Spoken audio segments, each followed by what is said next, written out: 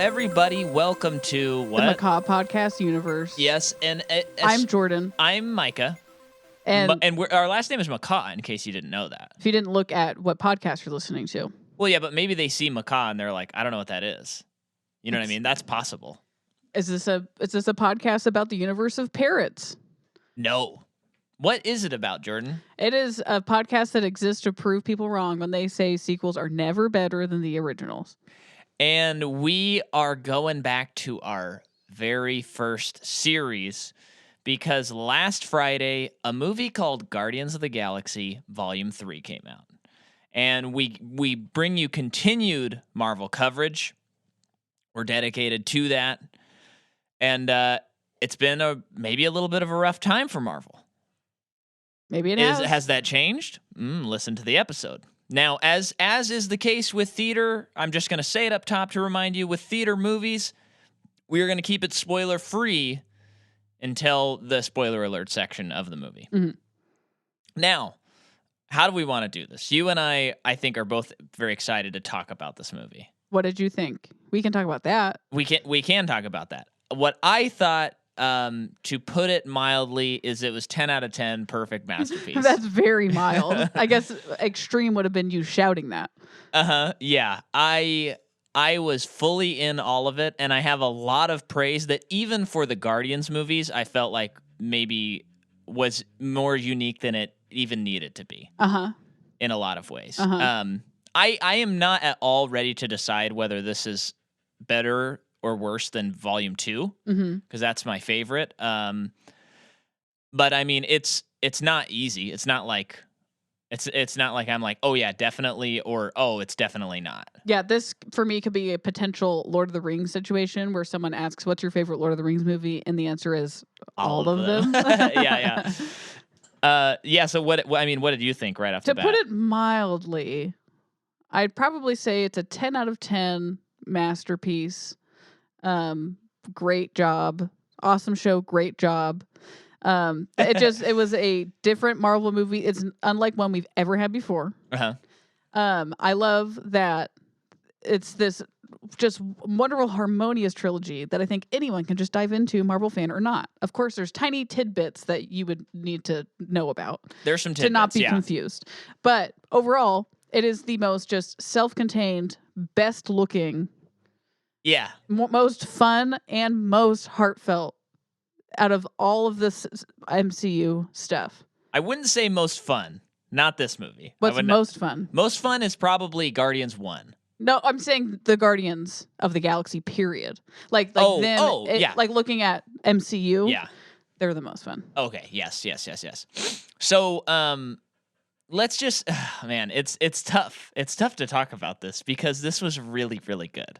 I mean, I know part of I think how I think about this podcast is I want in some ways to show people who are maybe love Marvel movies and superhero movies that there's other types of movies that are also cool, like Hitchcock's and the Before trilogy and stuff like that, and talk about other movies that we would maybe call like films more than movies. But I get tired of people who, automatically are like, oh, it's a superhero movie, therefore it's not a capital F film. And this movie transcends that. This is one of the great movies I've ever seen. I'm putting it up there with all the rest. I truly was blown away by this thing. I cried a lot, a lot. This is definitely, it's below Jojo Rabbit and it's below Ponyo in terms of tears shed. Yeah, but it's probably number 3 as far as it hit me to my core, and there were tears of both sadness and joy. Well, and I won't get into spoilers yet, yes, but please don't. Prior to seeing this movie, because of trailers, you and I can speak for myself too. I was so nervous for this movie. Not nervous about if it was going to be good or not, but the content of what was to happen. I was so nervous. It was what are the ramifications? So I was so nervous going into it, and the whole time watching it, that's why I'm looking forward to watching it again, knowing what I know. And I don't even think this is all a bad thing. It's not a criticism at all. It's like I care. This is how much I care about these characters. That the movie's going, jokes are happening, because this is a very funny series. Yeah. But sometimes I'm like, I don't feel comfortable laughing yet. Like, but is this thing okay? Right. You know? Right. I found myself that I intellectually knew that the movie was funny, but I did not find many opportunities to laugh because I was so worried about the characters and what was going to happen to them. And the scenes would cut so quickly that I was really nervous. So, but yeah, I think our anticipation all time high, like this. I mean, to put it into perspective, of course, Spider-Man is my favorite superhero all time. He always will be. Read all of Amazing Spider-Man. Love him so much. And I love most all of the movies. And I love the Tom Holland movies. And I like No Way Home and all that stuff. But you like the Andrew Garfield movie? I do kind of like them. Okay. But they're not good. Okay. You know what I mean? Sure. That's how much I like Spider-Man. Yeah, You I know? get that. But the Guardians of the Galaxy, see our previous episodes on Guardians of the Galaxy. Just scroll back or get our audiobook from Blackstone Audio. And you can see... Get our audiobook anywhere you get audiobooks. Oh, that's right. Anywhere you get them. Barnes & Noble, Amazon, whatever. Downpour, whatever. Anyway, so... but Guardians quickly took my heart in the series of the cinematic universe, where it was like, though I love Spider-Man the most as a character, I like the Guardians movies more than the Spider-Man movies. I'm not including the Sam Raimi movies. Okay, that was going to be my question. Yeah, because that would be... Those they're a tier special that the Guardians are also up there in their own tier special. Yeah, because, I mean, I still contend that Spider-Man 2 is arguably the best live-action superhero movie. Potentially. It's at least up there. But I would maybe put this one up there, too. And Endgame is up there as well for me. There's a lot of actually very good movies, because I'm remembering The Dark Knight and all that. But although... Do you remember... Sorry. The best Spider-Man movie is still Into the Spider-Verse. Yeah. But go ahead. Do you remember being in high school when MCU was probably in its second phase by that time? No, not yet. So still in its first phase? Yeah. But do you remember, like, when they announced their plan and they released, like, a schedule? And, like, I just remember thinking, like, how can they do this? Yeah, like, sure, how is it... How do they have enough foresight to, like, even attempt to try and do this? And now we're just living in a world of, like, I don't even think about, like, how can they do it anymore? They just do it. Right. It's just because it was so no one had really done that. Yeah. And then it became almost like the mandate where, like, any movie that was a blockbuster that came out, they had to have, like, a 10 film plan, which hurt this one most. Worked. Yeah. Hurt most franchises. But yeah, so these have taken my heart. They're my favorite of the MCU. And particularly, Rocket is my favorite character in the MCU. Same. Pretty easily. Yeah. With Guardians 2, that really cemented same. it. And he is the main character of this movie. Again, we're not going to spoil anything yet. But I will say, very mild spoiler, because it's in the trailer, that this movie was positioned and marketed like it's time for the Guardians to take one last ride. And James Gunn was very much like, I am making this movie and then I'm done. Now, part of that is because he now works at DC, and this is like the last movie he can, like, make for Disney with his current contract and stuff. And he's going to be very busy. But even before that, he had, like, after 2, I think he even said, like, I want to make one more to finish their story. So we knew it was an ending of sorts. We weren't even sure we were going to get 3 because of stuff that had happened between 2 and 3. Yeah, we are going to revisit that as well. So there was just a lot of anticipation riding on this movie for me personally. Yeah, this definitely, like, I don't know. I liked The Suicide Squad. That was a fun... That's the right one, right? Yep, and we did an episode on that, so you can check that out. That was a fun movie. It was, like, another reminder of, like, James Gunn just, like, knows the source material. But then the Peacemaker show came out, and we watched some of it, and it's, like, more than anything, I just was like, okay, this isn't for me. Yeah, like, it just wasn't totally clicking for me. I didn't care for it so much. Although... right when this movie ended, I was like, I should probably just watch it just to make sure, because I'm probably missing out. You don't have to wait for me to watch that. No, yeah, I know. But yeah, that was not my favorite. And then him doing DC now, like he's so focused on that. I think there was a sliver of me that was like, I do hope he can like round out this series, this Guardian series. You know what I mean? Yeah, because there was something, I feel like I felt it in the last week before it came out, where I thought, what if this man has been so busy that he is just spread too thin, and he can't have devoted that much time to this movie, and he didn't give it his all, and he's too busy trying to promote DC and trying to set up Superman and do all of this other stuff. And it was pretty clear about 10 minutes into the movie, I was like, oh, no. Like, James Gunn is full bore. He is doing it. He is not letting us down. Which I like to think that he knew the 3 movies he wanted to make the whole time. That's just how it feels. It just feels... Well, we're going to get into that. I have that information. It just feels like he's always known, like, I want to do this run, and this run. Or something. I don't know.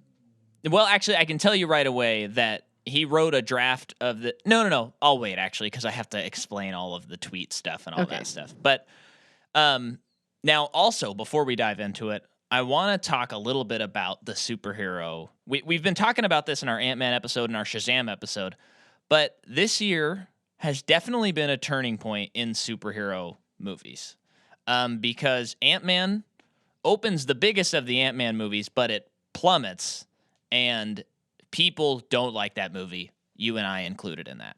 The movie is garbage. It's very, very bad. And so... people are kind of not digging that. And a lot of people, not you and I, but a lot of people have complained that it felt like Marvel was just kind of like treading water the past couple of years, like Pandemic on, Black Widow on. It didn't feel like it was building to anything. And then now they're like, hey, Phase 5 begins with Ant-Man. We're building to something. And it starts with that. And you're like, can I not watch Phase 5? I'm not interested. Mm-hmm. And then this movie comes out, or then Shazam comes out. That's a good movie. Well, but that's not Marvel. No, I know, but okay. That's a good movie, but people were not interested in seeing it. Yeah. And then this movie comes out. We'll talk more about the box office, but I think just in terms of their artistic plans, it's unfortunate that things went down the way they did, because this to me felt like, oh, this is the end of like all of the Phase 1 and Phase 2 characters. Like, this with Spider-Man. Well, that's why so Phase 4, ended with Black Panther. Mm-hmm. Yeah, so as we were watching this movie, I did feel that this should have been in the last phase. Yeah. Like, it doesn't really make sense why it would be in this phase. Yeah. Because the last phase was so character, like, how did Endgame affect these big characters that we all know and love? Or what are they doing beyond it? A lot of them saying goodbye. So, but then we were talking like it probably had a lot to do with the legality of James Gunn. Yeah. So and the schedule, like how that affected scheduling and stuff. Fortunately, they did not. After firing James Gunn, they did not push this movie forward right away to meet its original deadline, because I think it was going to come out in 2020. Wow. Which would have made a lot more sense as far as like the way they set up the phases, because this really does. I mean, it's really like Ant-Man. We're setting up something new, and it does feel like that, even though it's a poor job. And then this movie's like, oh, this is like classic Marvel, almost is how it feels. Yeah. So anyway, I just think it kind of primed people to maybe be a little confused about what's going on with Marvel. The people who aren't maybe recording 2-hour episodes on Marvel might be a little like, oh, wait, Guardians 3? Wait, what's happening? So anyway, should we talk about the making of the movie? Okay, the movie is directed and written by Sir James Gunn. Oh, wow. He's a sir now. Yes. The cinematography is by Henry Brom, who did Guardians 2. You did good, Henry. You did really good. The music is by John Murphy, who we talked about in our Patreon episode, Kick-Ass. He did the music of Kick-Ass. He also did Michael Mann's Miami Vice, and he did do The Suicide Squad. So we've talked about him before. This movie had a $250 million budget. Makes sense. I mean, a lot of actors. They've all been in a lot of these movies. You got to pay them big bucks. but I hardly ever see this fact, but I gotta find out that it was a $100 million budget to promote this movie. Interesting. And so, the box office, it opened okay. It opened below the second movie. So that's not like the best. And I think this speaks to maybe like the confusion a little bit. But it's not a bad opening. But it's just not the best. Okay. I think it truly, some people are doomsdaying about Marvel. superheroes and all of that stuff. I think David Sims on Twitter said it best, where he's like, it just kind of means that people also want to watch other movies now. It doesn't mean that there's no room on the table for superheroes anymore. Yeah. It just means that people want to see other stuff. And the box office this year has definitely shown that. Okay. People are like, Cocaine Bear? Yeah, let's go see that. Megan? Yeah. Like these movies have become like really big hits. Mm-hmm. And Air was even a pretty decent hit. Really? And yeah. So, it's like, there's room on the table again for like a variety and not just action blockbuster superhero cape. Okay.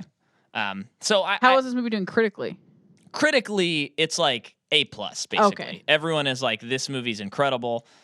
Critics and fans alike are loving it. Okay. And so I would hope and think that the box office drop for next weekend won't be that big, I would hope. Okay.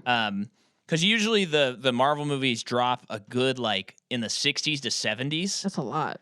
Yeah, and that's become pretty standard, but a lot of it is like you have to go to these movies the first weekend so that they're not spoiled. Yep. And this movie, though a lot can be spoiled, it's not like, and Doctor Strange showed up in his special costume. It's not that kind of movie where it's like, you have to get there and see that Tom Cruise actually came in as an alternate Iron Man. Or it's none of that. Mm-hmm. It's just a good movie. Mm-hmm. So I would hope and think that like the second weekend will be a lot more, that there'll be more people than the usual Marvel. Okay, so here is the timeline. In 2017, which would be the year before Guardians 2 comes out, Gunn is announced to write and direct, and he's going to work on this movie after Infinity War, which came out in 2018. So pretty right after his movie and Infinity War, he's going to get going to work. Then in September 2020... Did he work on Infinity War? Well, he consulted to make sure they didn't mess up his characters. So he would be working on it. Okay. Yeah.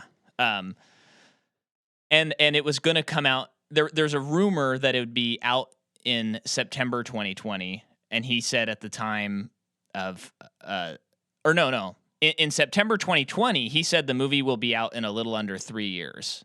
And this note doesn't make sense. I didn't write this note correctly. Forget what I said. It was rumored to come out May 1st, 2020. Okay. Final answer. But on July 20th, 2018, Disney fired James Gunn because of old tweets that were bad jokes that he had, I think, already owned up to years ago. Really? I think. I don't think I knew that. Maybe he didn't, but when they were brought up, he was like, you know what? I used to, when I was younger, I was trying to kind of make a career out of being, controversial in some ways. And he's like, that doesn't represent who I am. It was a decade ago. And I'm sorry. And he never really like attacked Disney. He never did any of that stuff. He was just like, you know what? I get it. I shouldn't have said those things. Yeah, I've changed and people should be allowed to change, but you know what? I get it. The hilarious thing is, even on Wikipedia, it points out that it's like something conservative right-wing Twitter people. And it's just funny because conservatives typically talk about like freedom of speech. Yeah. And yet and of course there's some conservatives who wouldn't do this, but it's just hilarious that like that group specifically found James Gunn and like got him in trouble for free speech in a way.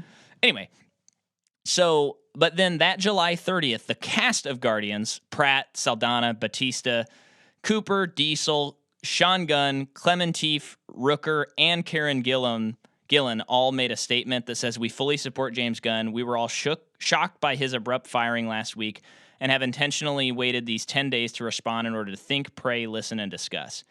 In that time, we've been encouraged by the outpouring of support from fans and members of the media who wish to see James reinstated as director of Volume 3, as well as discouraged by those so easily duped into believing the many outlandish conspiracy theories surrounding him.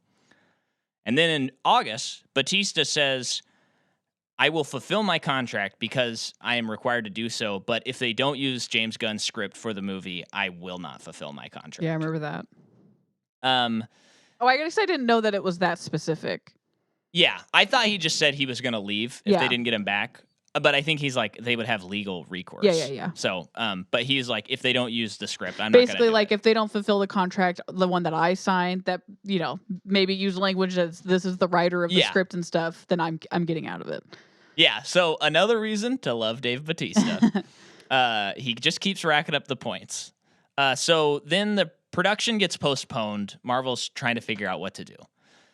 And now, at this point, a little bit later, Batista is actually like, I'm not sure I'm even going to be in it. I might just leave and breach contract. But by mid-October 2018, James Gunn has his exit settlement, because they do have to settle this stuff because he had a contract. Sure. So he gets a payout and everything. And he has signed on to make Suicide Squad.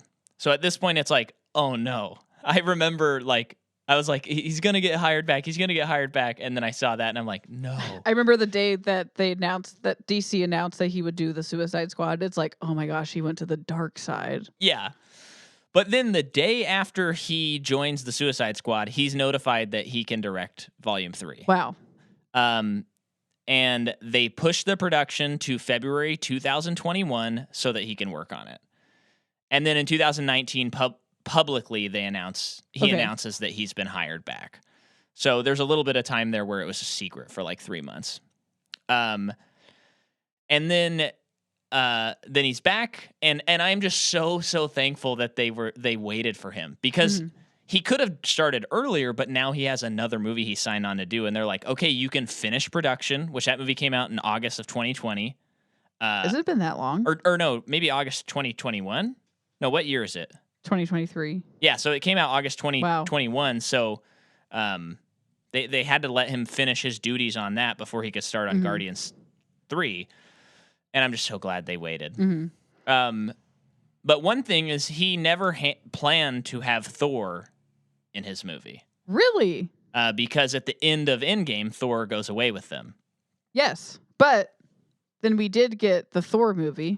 Yeah, but I think that explains why there's only about 5 minutes of Guardians in Thor 4. And what? Oh, they like want to get rid of him, right? Like he's annoying. Yeah, but it was a little like, I think at the time it was just fun to see Guardians and Thor. But in terms of like how he got there, it's like, oh, I thought he was going to stick around for a while.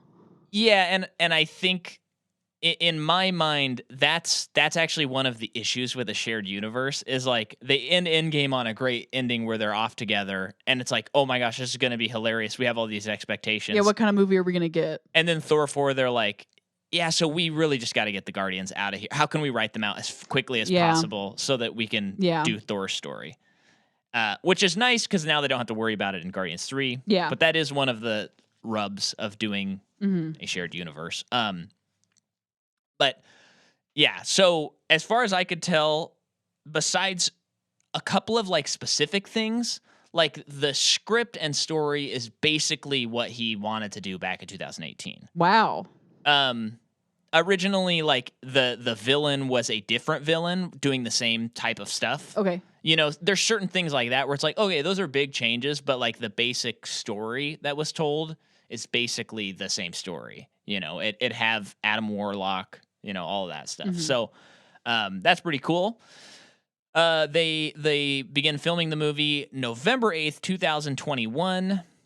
And then they shoot the special, the Christmas special, after they shoot this movie. Oh, okay. Which makes sense because that set is so featured. Yes. So they're able to use it for both things. And that's why the special looks more expensive than... Oh, yeah. You know, because they have a movie set. Yeah. You know? That's nice. It's a cool set.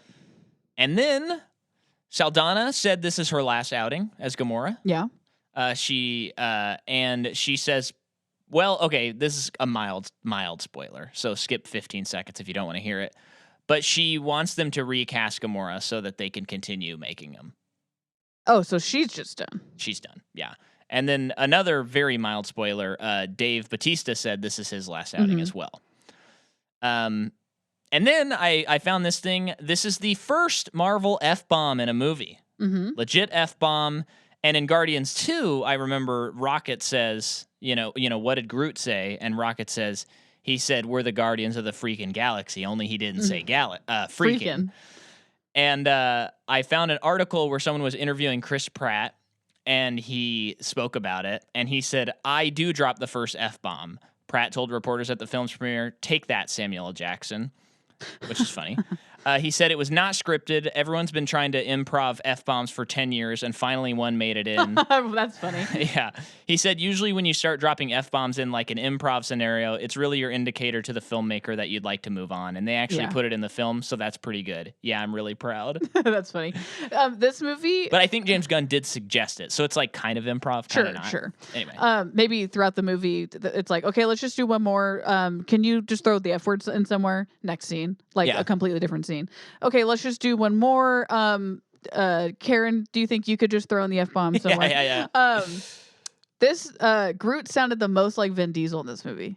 He did. Okay, you thought that too. It was kind of I want to watch the other ones to know, to like remember. Well, I think it's probably just like they're trying to show his age, where it's like his voice is really clear at this point, and then when he gets older, it'll be even deeper, So in this movie, he's like big, like buff. Yeah. What age is he, and when does he get long, or does he not, based on his different circumstances in life, in this life? I remember when Guardians 2 came out. James Gunn did mention that the Groot in it is an offshoot of Groot, but he's not like the same sentient being as the first Groot we had. So it's like a new Groot. So I would imagine like a tree, he can just grow any different shape. Look different than the other one. Yeah. I love that. Yeah. It's so cool. It was cool when he got really big. Yeah. That was cool. Yeah. And then now the last thing I want to say is from my sister. Okay. Rebecca McCaw. She said this at the end of her 4.5 star out of 5 review of this movie. I don't want to spoil it for anyone, but just beware that if you don't cry, you are a heartless Satan. I agree. Yeah. So now, who do we got on actors? Oh, right. Yeah. That's something you got to do sometimes, Jordan. So the High Evolutionary is played by Chukwudi Iwuji. Sorry in advance, or sorry post saying that name. I know I didn't say it correctly. But he plays the High Evolutionary. He was incredible. He really was. He's in John Wick 2, apparently, and I don't remember. I don't remember him in that. He's also in Designated... His name is Coney? A Coney. Yeah, I don't know. He's also in Designated Survivor, When They See Us, The Split. He's in... So I guess he's in Peacemaker. That's right. Yeah, he's one of the I think he's like the guy who runs their team. That sounds familiar. Yeah. But I really don't think I've seen him in very much, but I recognize him. I recognized him from Suicide Squad, yeah. Okay. Man. Or I mean Peacemaker. Okay. He was incredible. He was freaking good. Was. And wouldn't you love to be an actor who's friends with James Gunn? You're going to be in everything he does. Oh, I know. And then Will Poulter plays Adam Warlock. Yeah. He is also in Craziest Eyebrows in Hollywood. Okay, sure.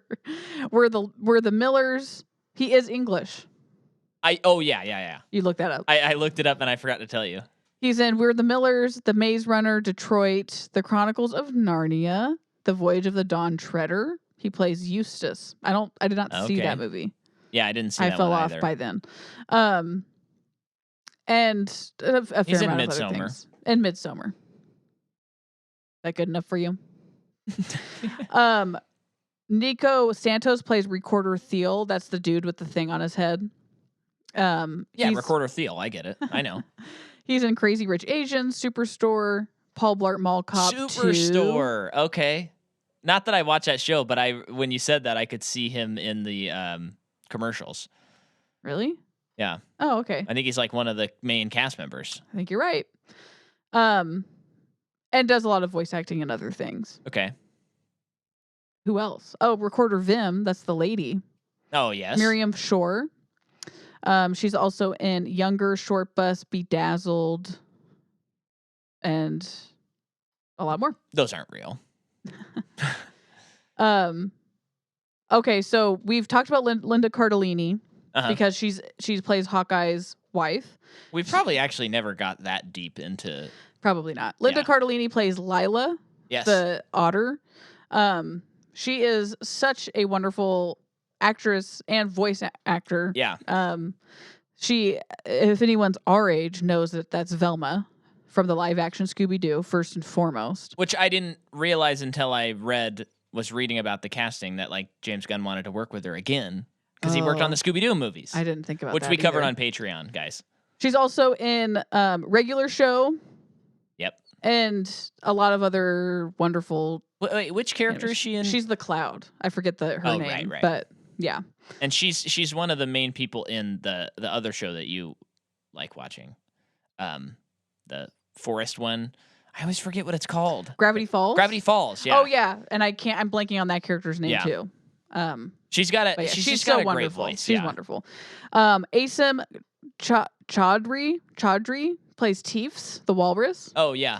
He is in People Just Do Nothing, Click and Collect, Black Mirror, Love Pool, and so much more.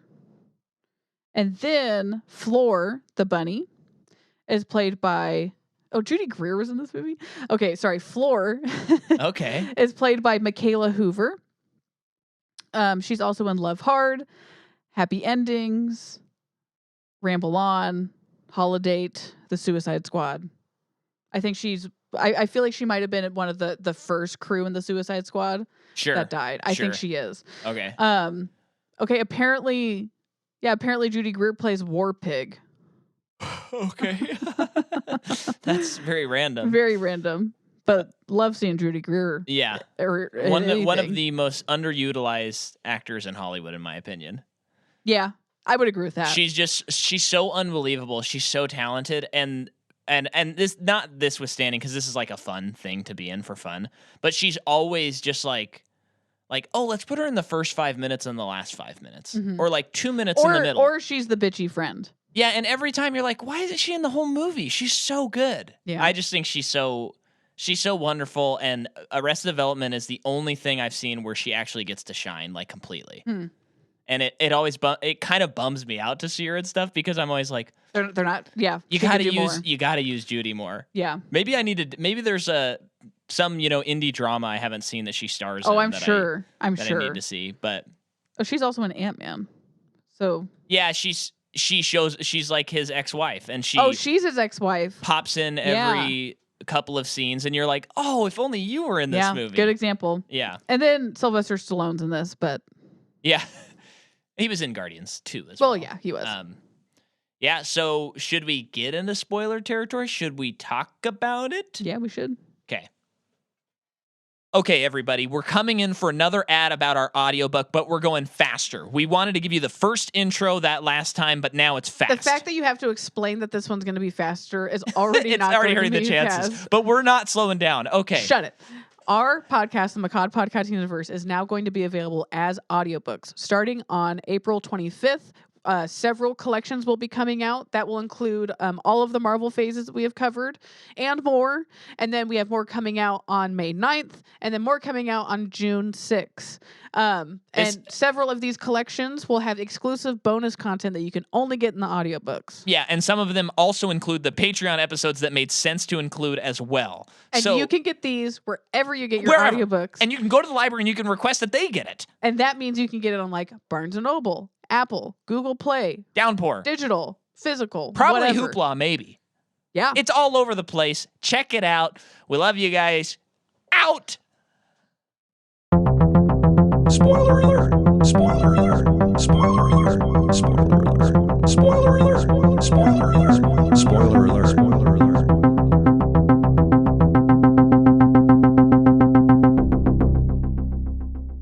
So the movie begins. Right? Yeah. And right off the bat, we see Rocket as a little baby. Mm-hmm. And a very, I mean, lest we forget that James Gunn definitely has some horror background Mm-hmm. and some horror interest. Yeah, this movie is gnarly. It's pretty the gnarly. whole time. It is pushing the gore. Yeah, I was asking someone if they had seen it yet, and I knew they had kids. And I was thinking about what kids would think. and I was like, oh, but you should. I just told him, like, you should definitely watch it before you show your kids the movie, though, because it's pretty intense. Yeah. But it, you know what? It felt kind of good to have like a PG-13 movie that wasn't like watered down. Okay. But not in an annoying way. Yeah. It just like, I'm just glad that they let James Gunn do what he wanted to do with this, and they weren't like, it really feels like if you're 13 you can handle it, but maybe if you're 8 not so much. I know. Yeah. I was surprised because of the Disney element of Marvel. Right. And you were sitting next to a small child. Oh, yeah. Okay, hold on. First of all, I had a very cute theater experience. Yeah. This kid, he couldn't have been older than 5. Yeah. Comes in with probably a small popcorn, but in his hands it was massive. Huge. Yeah. And he saw the movie with his dad, and he was just so well behaved and so, Yeah. oh my gosh, he just hopped up in his seat and then put up the recliner by himself. And it's as if he took himself to the movie. And at the very beginning of the movie, he was doing this a lot, which was like, this could get a little annoying. Uh-huh. But I don't know if you heard him. But like everything, he was like, what is this? Oh, What no. is this? Oh no. What is this? And then he stopped. He eventually stopped. I don't know if it was the dad or if he just stopped. I don't know. Well, and was the dad ever on his phone? Not that no, I was locked into the movie, so I couldn't even tell. To go to a movie where there's kids and the parents are not on their phones is just beautiful. Uh-huh. I couldn't tell you the last time I saw that happen. I didn't even think about that until right now. Well, because I kept seeing like a flash on the side, and then I looked over and it was the kid just adjusting the popcorn every once in a while. Oh, okay. And it was just like a reflection from the popcorn bag, and I was like, this kid's good. The dad's good. Like, it guys, was pristine. we had not a good theater experience, a great theater experience. Everybody was pretty locked into this movie. When the movie ended, people were clapping. Yeah. I didn't join in, but I think I was just too emotional. Yeah. And I think I was just a little too distraught. Yeah. But when Star-Lord made it back, and he was okay, like someone was like, "Oh!" I know. I mean, people really, really liked it. Rightfully so. Yeah. But yeah, thank goodness we had a good theater experience, Jordan. Can you even believe it? Just of all movies, thank you that it was this one. Yes. So yeah, it starts out and we see this little Rocket, And baby he's in raccoon. a cage with a bunch of other little raccoons.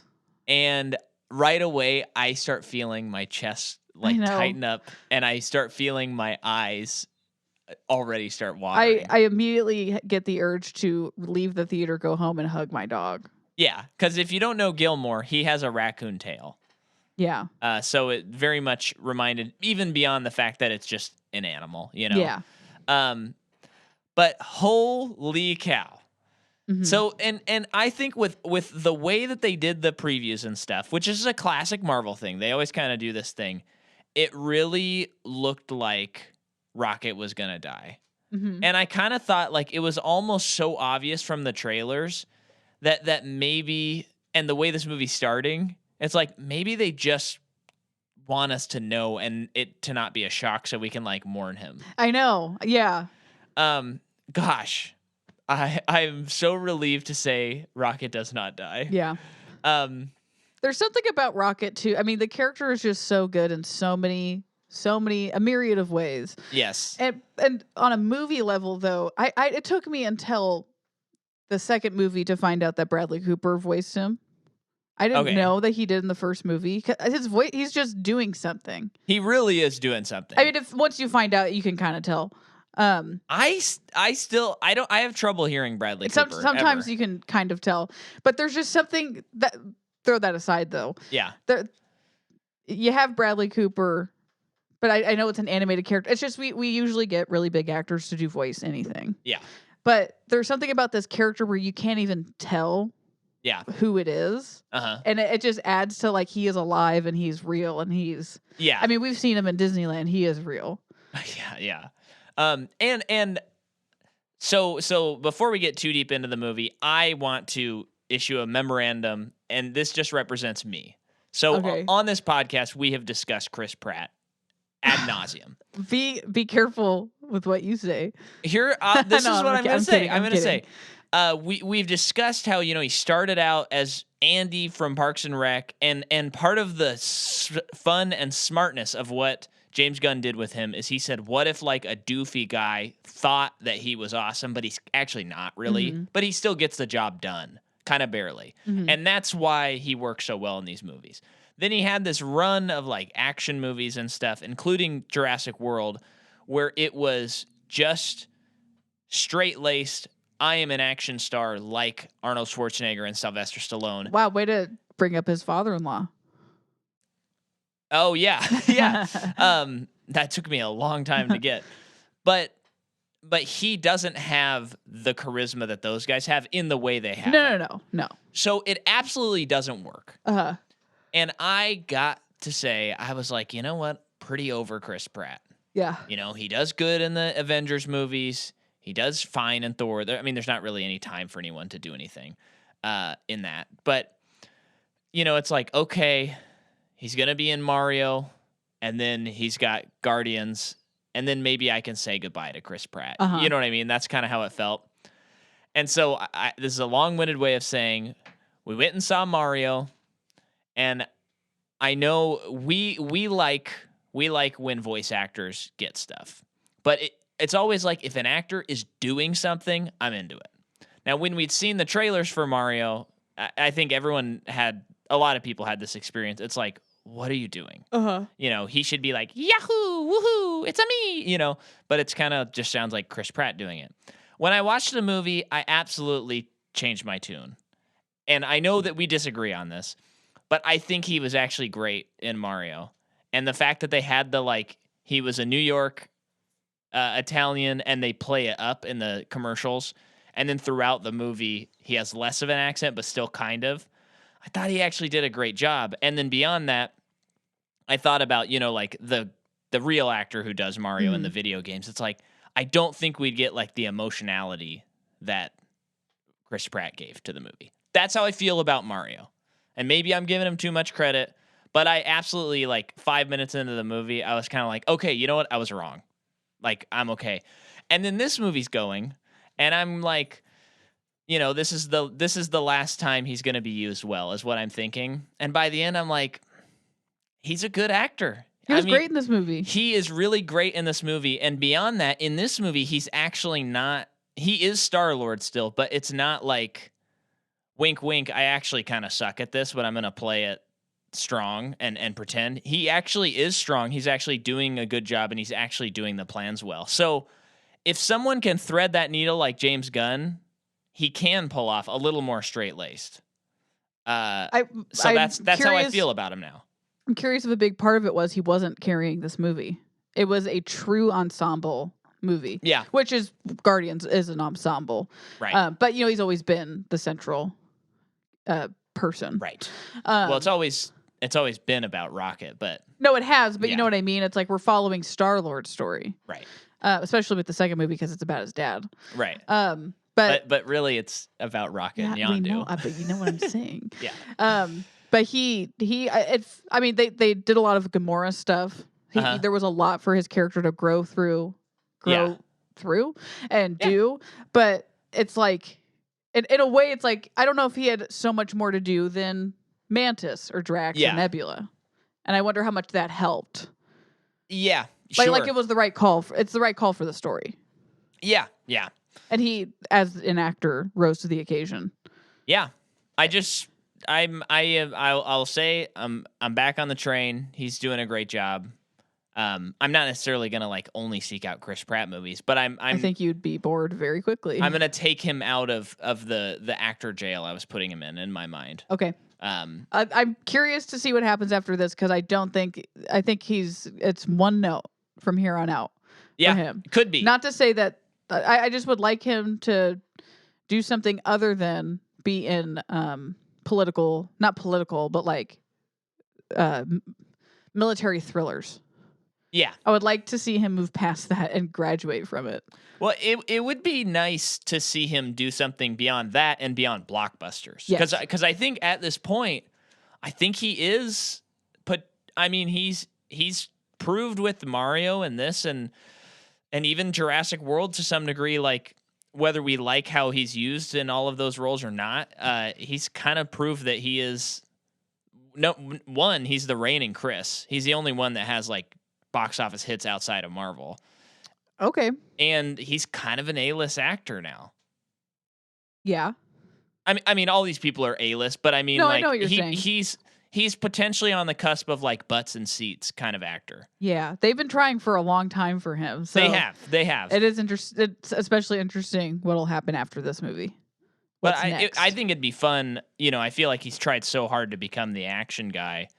But maybe even with Mario, because you are goofier, and then back to Star-Lord, it's like maybe he could be in like a Nancy Meyers movie or like some romantic comedies or stuff like that, and do a little goofiness and extend his range a little bit. That would be great. He's been in romantic comedies before. Yeah, but I think he's kind of like deleted those. No, from I think his he has, but it's acting like repertoire. Now that you're who you are now, see what you can bring to the table. Yeah, so I'm back, and I was wrong about Mario. So that I wanted to just point that out. You got to own up to your mistakes. And don't you love to be wrong when it turns out to be more enjoyable? I don't want to be the kind of person, that's like, well, you don't like Chris Pratt because it's popular not to like Chris Pratt. No. No, when you form an opinion, like for example, The Flash. This is a great example. I think The Flash looks terrible. I didn't see the new trailer because I went to the bathroom. But I'm like, oh man, there's no way this movie's good. But if it turns out being as great as everyone is saying it is, isn't that the best way to be wrong? Because then you just have like a good piece of art. Yeah. That's kind of the problem with fan culture. Right. Is even when something turns out to be great, fans suck so much. The internet sucks so much that people won't allow it to be great. Right. There's still always going to be that camp of people that are like, yeah, but it's not good because of all of these reasons. And it's like, you were never going to like this. Yeah. But anyway, back to Guardians. So it shows this flashback of the High Evolutionary coming in and grabbing Rocket with this big hand. Scary. Pretty intense. Then we're just at the like... We're nowhere. No, yeah, we're in nowhere. And we're getting reintroduced to all of our characters. Mm-hmm. Really cool set. Great set. Loved it. Cool that they got to repurpose it for the Christmas special. Yeah. That was fun to find out. If anyone was curious... Yeah, the Christmas special ruled. It was very awesome. Fun. They got Kevin Bacon people. Yeah. So yeah, we go to Rocket. Yeah. Who's sitting on some steps. He's got the Zune. He's playing Creep by Radiohead. Playing Creep by Radiohead and singing to it. That's a cover, I think. Oh, is it? Or it's it sounded like Tom though. I think it's like a live version because it's not the studio. No, it's not the studio version, but I'm pretty sure it was Tom. Yeah, I think you're right. We can look up the playlist on any streaming service now, and it'll show us what it is. And do it now, folks. And see, that's what we said. Talk about a mood setter. Yeah. So we're getting into like I'm a widow. 90s, 2000s. Yeah. Of a playlist. Well, 2000s gets introduced at the end of the movie. True. Yeah. Go ahead. This was a fun. It's a Guardians movie, so we're going to get a new playlist. Yeah. So that's like it's like half the fun of these movies. The other two movies were much lighter and funkier and punkier. Yeah. And so going into this movie, it was very like alternative. It was very moody. It was a moody score. It wasn't like... I loved how different it was. Yeah, me too. Because they played that Flaming Lips song. Oh my That gosh. was like, oh my gosh, it was like, couldn't have been a perfect song for this. Yes. Which song was it though? The one, You have the most beautiful eyes. yeah, something like that. Man, that's such a great album. But yeah, so the movie starts with that one thing. I mean, just because I think, like Griffin says on his podcast, Blank Check, I have a broken brain. While this song is playing, I'm just like, okay, how are they going to handle the F word in this Radiohead song? And I'm just thinking about it the whole When does he time. say the F word? He goes, I'm a creep, I'm a widow, what the hell am I doing here? I don't belong here. It's just a one-time F word. I think it's one or two. Oh, I just don't remember. I can't. That's I fine. can't, like, Obviously, they didn't play it. Yeah, it's they not in didn't. the movie. Yeah, they had to save their F word. Yeah. Oh, this was crazy. I'm sorry, I'm like talking about things other than Guardians, but in Creed 3, this and this is like an unusual camp. I can't think of any other movies. Would love if anyone thinks of it, but they do their F word, but it's in a song. Okay. Was it impactful? Well, it was just like he's like working out and stuff, Okay. and it's just a song, and it drops the F word. I think it dropped it twice. Okay. And I just maybe in that context you can. Maybe. I just found it very interesting because I'm like, whoa, you have one F word in a PG-13 or potentially two. Maybe I'm misremembering. I think it's one, but I think it depends on how it's used. Yeah, because I think it's like, yeah, there's a certain thing, like if it's used in a sexual context, it like can't be used at all. Yeah, there's something about it. But I think it was probably just the one time. But I was like flabbergasted watching the movie. And I think it was cool, but I was just like, that's how you're going to use it, is a rap song that just has that in it. Interesting. Anyway, so very unique use of the F word. So Drax and Mantis are up to their usual shenanigans. So this is their headquarters. This is Guardians' headquarters. Yeah. We were reintroduced to everybody, and everyone's kind of like playing their part and taking care of Nowhere. Yeah. Because this is their home. But Rocket goes to Star-Lord, who is drunk, and you get the impression that he is like drinks himself into oblivion. They're all like, again. Yeah, and it's because of Gamora. Yes. A reminder that she died in Endgame for an Infinity Stone. Well, Thanos killed her for an Infinity Stone. But the version that we get now is a past Gamora. Yeah. And this is prior to her ever meeting Star-Lord or any of the Guardians besides Nebula. Yeah. That's the only person she remembers. So he lost the love of his life. Yeah. And he's drinking himself into oblivion often. Yeah. He can't cope with it. So Rocket gets Nebula to take him to bed. Yeah. James Gunn's a really fun follow. And he's been sharing a lot of behind the scenes of this movie, including like the animation, like test animation of the animals. But there's a really cool video of showing Nebula carrying Chris Pratt, and it's a dummy that was created by FX artists. Yeah. And it even breathes, but it only weighs 35 pounds, and it's like you wouldn't have known. Well, it was so crazy because when I saw that, because you sent it to me. First of all, you sent it before the movie was out. And I would not have sent you something. No, okay. I know. But I was just like, oh, I hope this isn't like the end of the movie, and he's like dead or something like that. And well, James this was in the trailer. See, I didn't remember that. Oh, her carrying him was in the trailer. Yeah. Okay. I didn't remember that. I'm just telling you. But so when it happened this early, I was like, oh, thank goodness that wasn't like spoiled. But yeah, when I saw that, I was like, oh, duh, I feel like I should have known this. Like they've probably been doing this for decades. Oh yeah, in probably, movies. But you just don't really think about it. Yeah, because there's so many times when characters have to carry someone, and unless you are a huge bodybuilder, you're probably gonna have to do like 3, 4, 5 takes, and you can't necessarily carry a 200-pound man 5 takes in a row. But it's interesting to think that the work that went into creating the dummy, and I wonder how much that cost.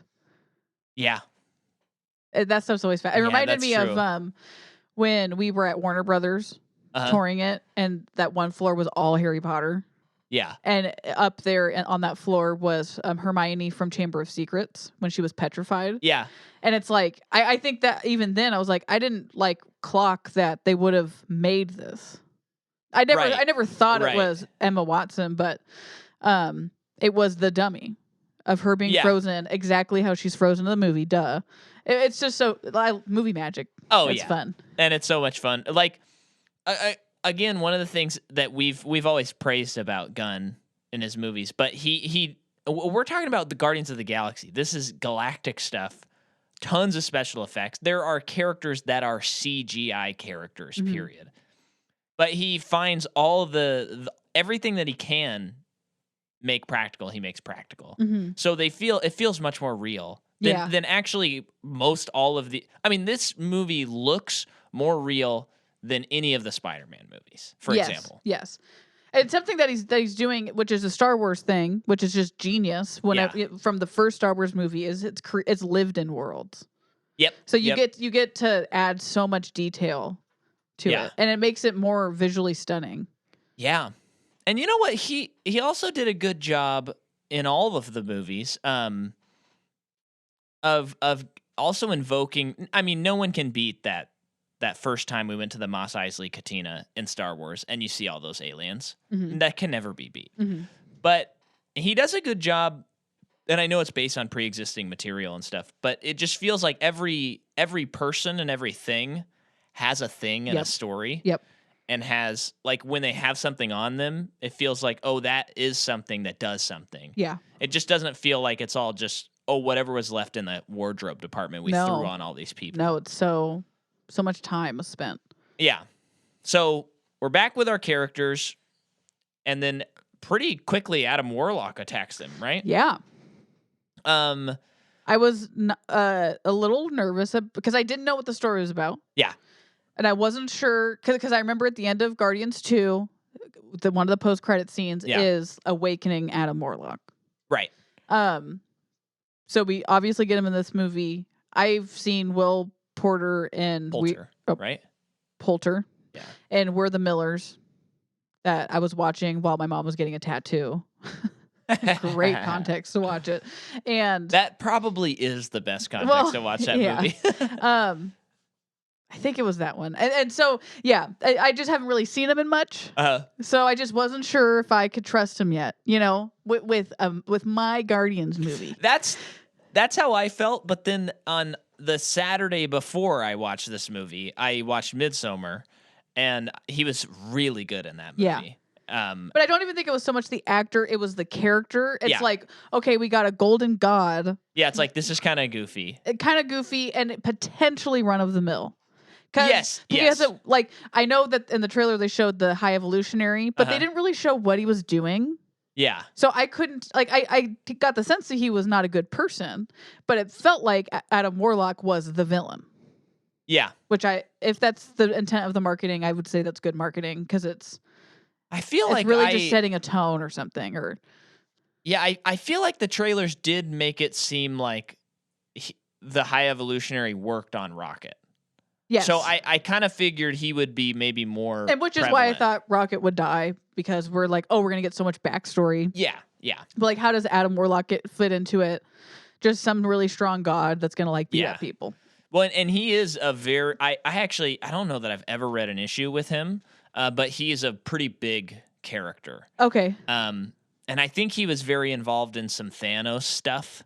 But of course, they adapted that afterwards, or before, I mean. Yeah. So, but he's a very big character that people really love. So. Yeah. His character became so freaking interesting. Uh-huh. So he comes to nowhere and it specifically gets Rocket. Yep. Rocket gets away from him. The other Guardians are starting to fight him. But he's like ambushed them by surprise. So it's just this like the gnarliness. That's not a word. Is like shown right off the bat of this movie because he is ruthless in hurting people. Yeah. That we don't see in Marvel movies. Yeah. Unless it's like a Endgame type situation where it's like, we want you to know that this is the end. Right. So he massacres Nebula. Yeah. pretty aggressively. Now, I just want to point out that the way they shot this was very interesting. The camera's just doing certain movements and certain setups that we just haven't seen in any of these Marvel movies, and the action was so clear. Yeah. And it was just like that was the moment when I was like, okay, this movie's going to be great. Yeah. Like I'm not worried, I'm not biting my teeth anymore. Because it's like if you're putting this much work into the first action scene in this movie, we're set. We're golden. Because this could be your like toss away. Yeah. Although it is the beginning, you want to hook them at the beginning. do. But still, it's like it's your third movie. They're gonna sit and watch it all. Yeah. A lot could have been half-assed, and it was not. No, it was full-assed. One cheek, two cheek, bang.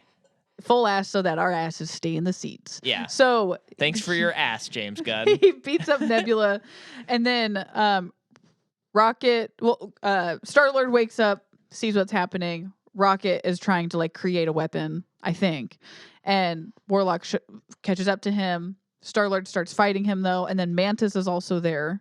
Yeah. And he like breaks her arm.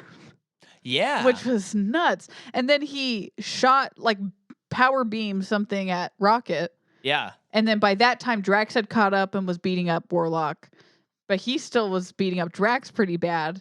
Nebula fixes herself and ends it all. Like she ends the fight, right? And he goes away. Yeah, she stabs him with a big sword. Stabs him with the sword. Prior to all of this, we see Sean Gunn forget his character's name. I always forget. I always forget his character's name as well. I'll look it up. But if a refresher that he now has the what is it called? Yondu's arrow. Yondu's arrow. The whistling arrow. And he's continuing to learn how to do it. But he's not good at it yet. Kraglin. And if we know one thing, and he plays Young Rocket. Yeah, and he does the on-set.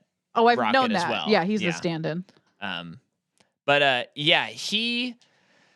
If we know one thing about James Gunn, it's the guy loves character arcs. He loves them so much that no matter he how made a movie tiny with a giant starfish, and the giant starfish, amorphous starfish, had a character arc in it. So in this movie, when I see Kraglin talking to Cosmo the dog, and he keeps saying, "You're a bad dog," and the dog's like, "No, I'm not a bad dog," it's like, okay, we're getting a character arc for not only Sean Gunn, Kraglin, but also Cosmo the dog, who's not even hardly in this, and that is the girl from Borat's subsequent movie film. You knew what I was looking it up. I knew you were. And then I had forgotten what she was in, and then it popped in my head right Great when job. you held it up. Nominated for an Oscar for that movie. Yeah. Good for her. So he's trying to get on the fight and sucks. Yeah. So yeah, character arc established. And then Rocket is like really hurt in his stomach. And they have these Medipacks that they put on him. That you can put on a person. It fixes Mantis's arm. They put it on his chest. Which, again, just good writing, showing how it helps Mantis. Makes it more interesting than, like, put the Medipack on Rocket, and then we don't really know what it does. Yeah, no, it's so necessary. Yeah. Nebula, like, discovers or runs in, and she's like, take it off, because she... Well, how does she know? I can't remember. But she knows that there is, like, a thing on his heart that if Rocket, like, dies, he will, like, explode or something. Yeah. Like he'll kill everybody. Something like that. Yeah. I don't know if it's that because the High Evolutionary wants his brain. Oh, but I kind of assumed it was a self-destruction mechanism to like... I think it might in case anyone ever stole him or something. Oh, that would make sense too. I might just be making that up. That makes sense. Yeah, and right away, I mean, it's like, okay, now Rocket's in a coma, and they are like, okay, let's find this code, this kill switch to stop this thing so we can make his heart work and his lungs work. But they only have 48 hours to do it. Yeah. Woof. And actually, in this movie, they follow that logic well. It's not like Hobbs and Shaw. Do you remember that when we talked about that with Shane? No. Oh my gosh, because they're like, I think they have like 24 hours to do something, and they take a flight and they go all the way to Samoa, and then they like build all of this stuff, and you're like, This is a long 24 You know what probably hours. helps in this movie situation, though? Well, it's a perfect movie. The pacing's perfect. Yeah. They've got it all figured out. But it takes place in space for the most part, so it's only black the whole time. We're not seeing days go by. We're not seeing Right. the sun go up and down. Yeah, and yeah, I mean, Also, they see have, that episode. What's it called? Like hyperspace jump speed something. Yeah. Um, But so now he's down for the count, and right away they're like, let's get on the ship. We got to go get this thing. Yep. So like we're off to the races already, and it's established here. Yeah. They take time to establish. Mantis is talking to Star-Lord about like, you need to work on yourself, basically. Yeah. And confronting him because of he's just getting drunk all the time. Yeah. And he's very unhappy. And his excuse is like, everyone leaves me. Everyone close to me has died or has left me. Yeah. And while that's true, she reminds him like, don't you have a grandpa back on Earth? And you left him. And Yeah. you know, he's saying like, well, I was abducted, so that wasn't really my choice. Yeah. He also pushed me out of the hospital room. You know, he's made this kind of like narrative up in his head from his childhood. Yeah.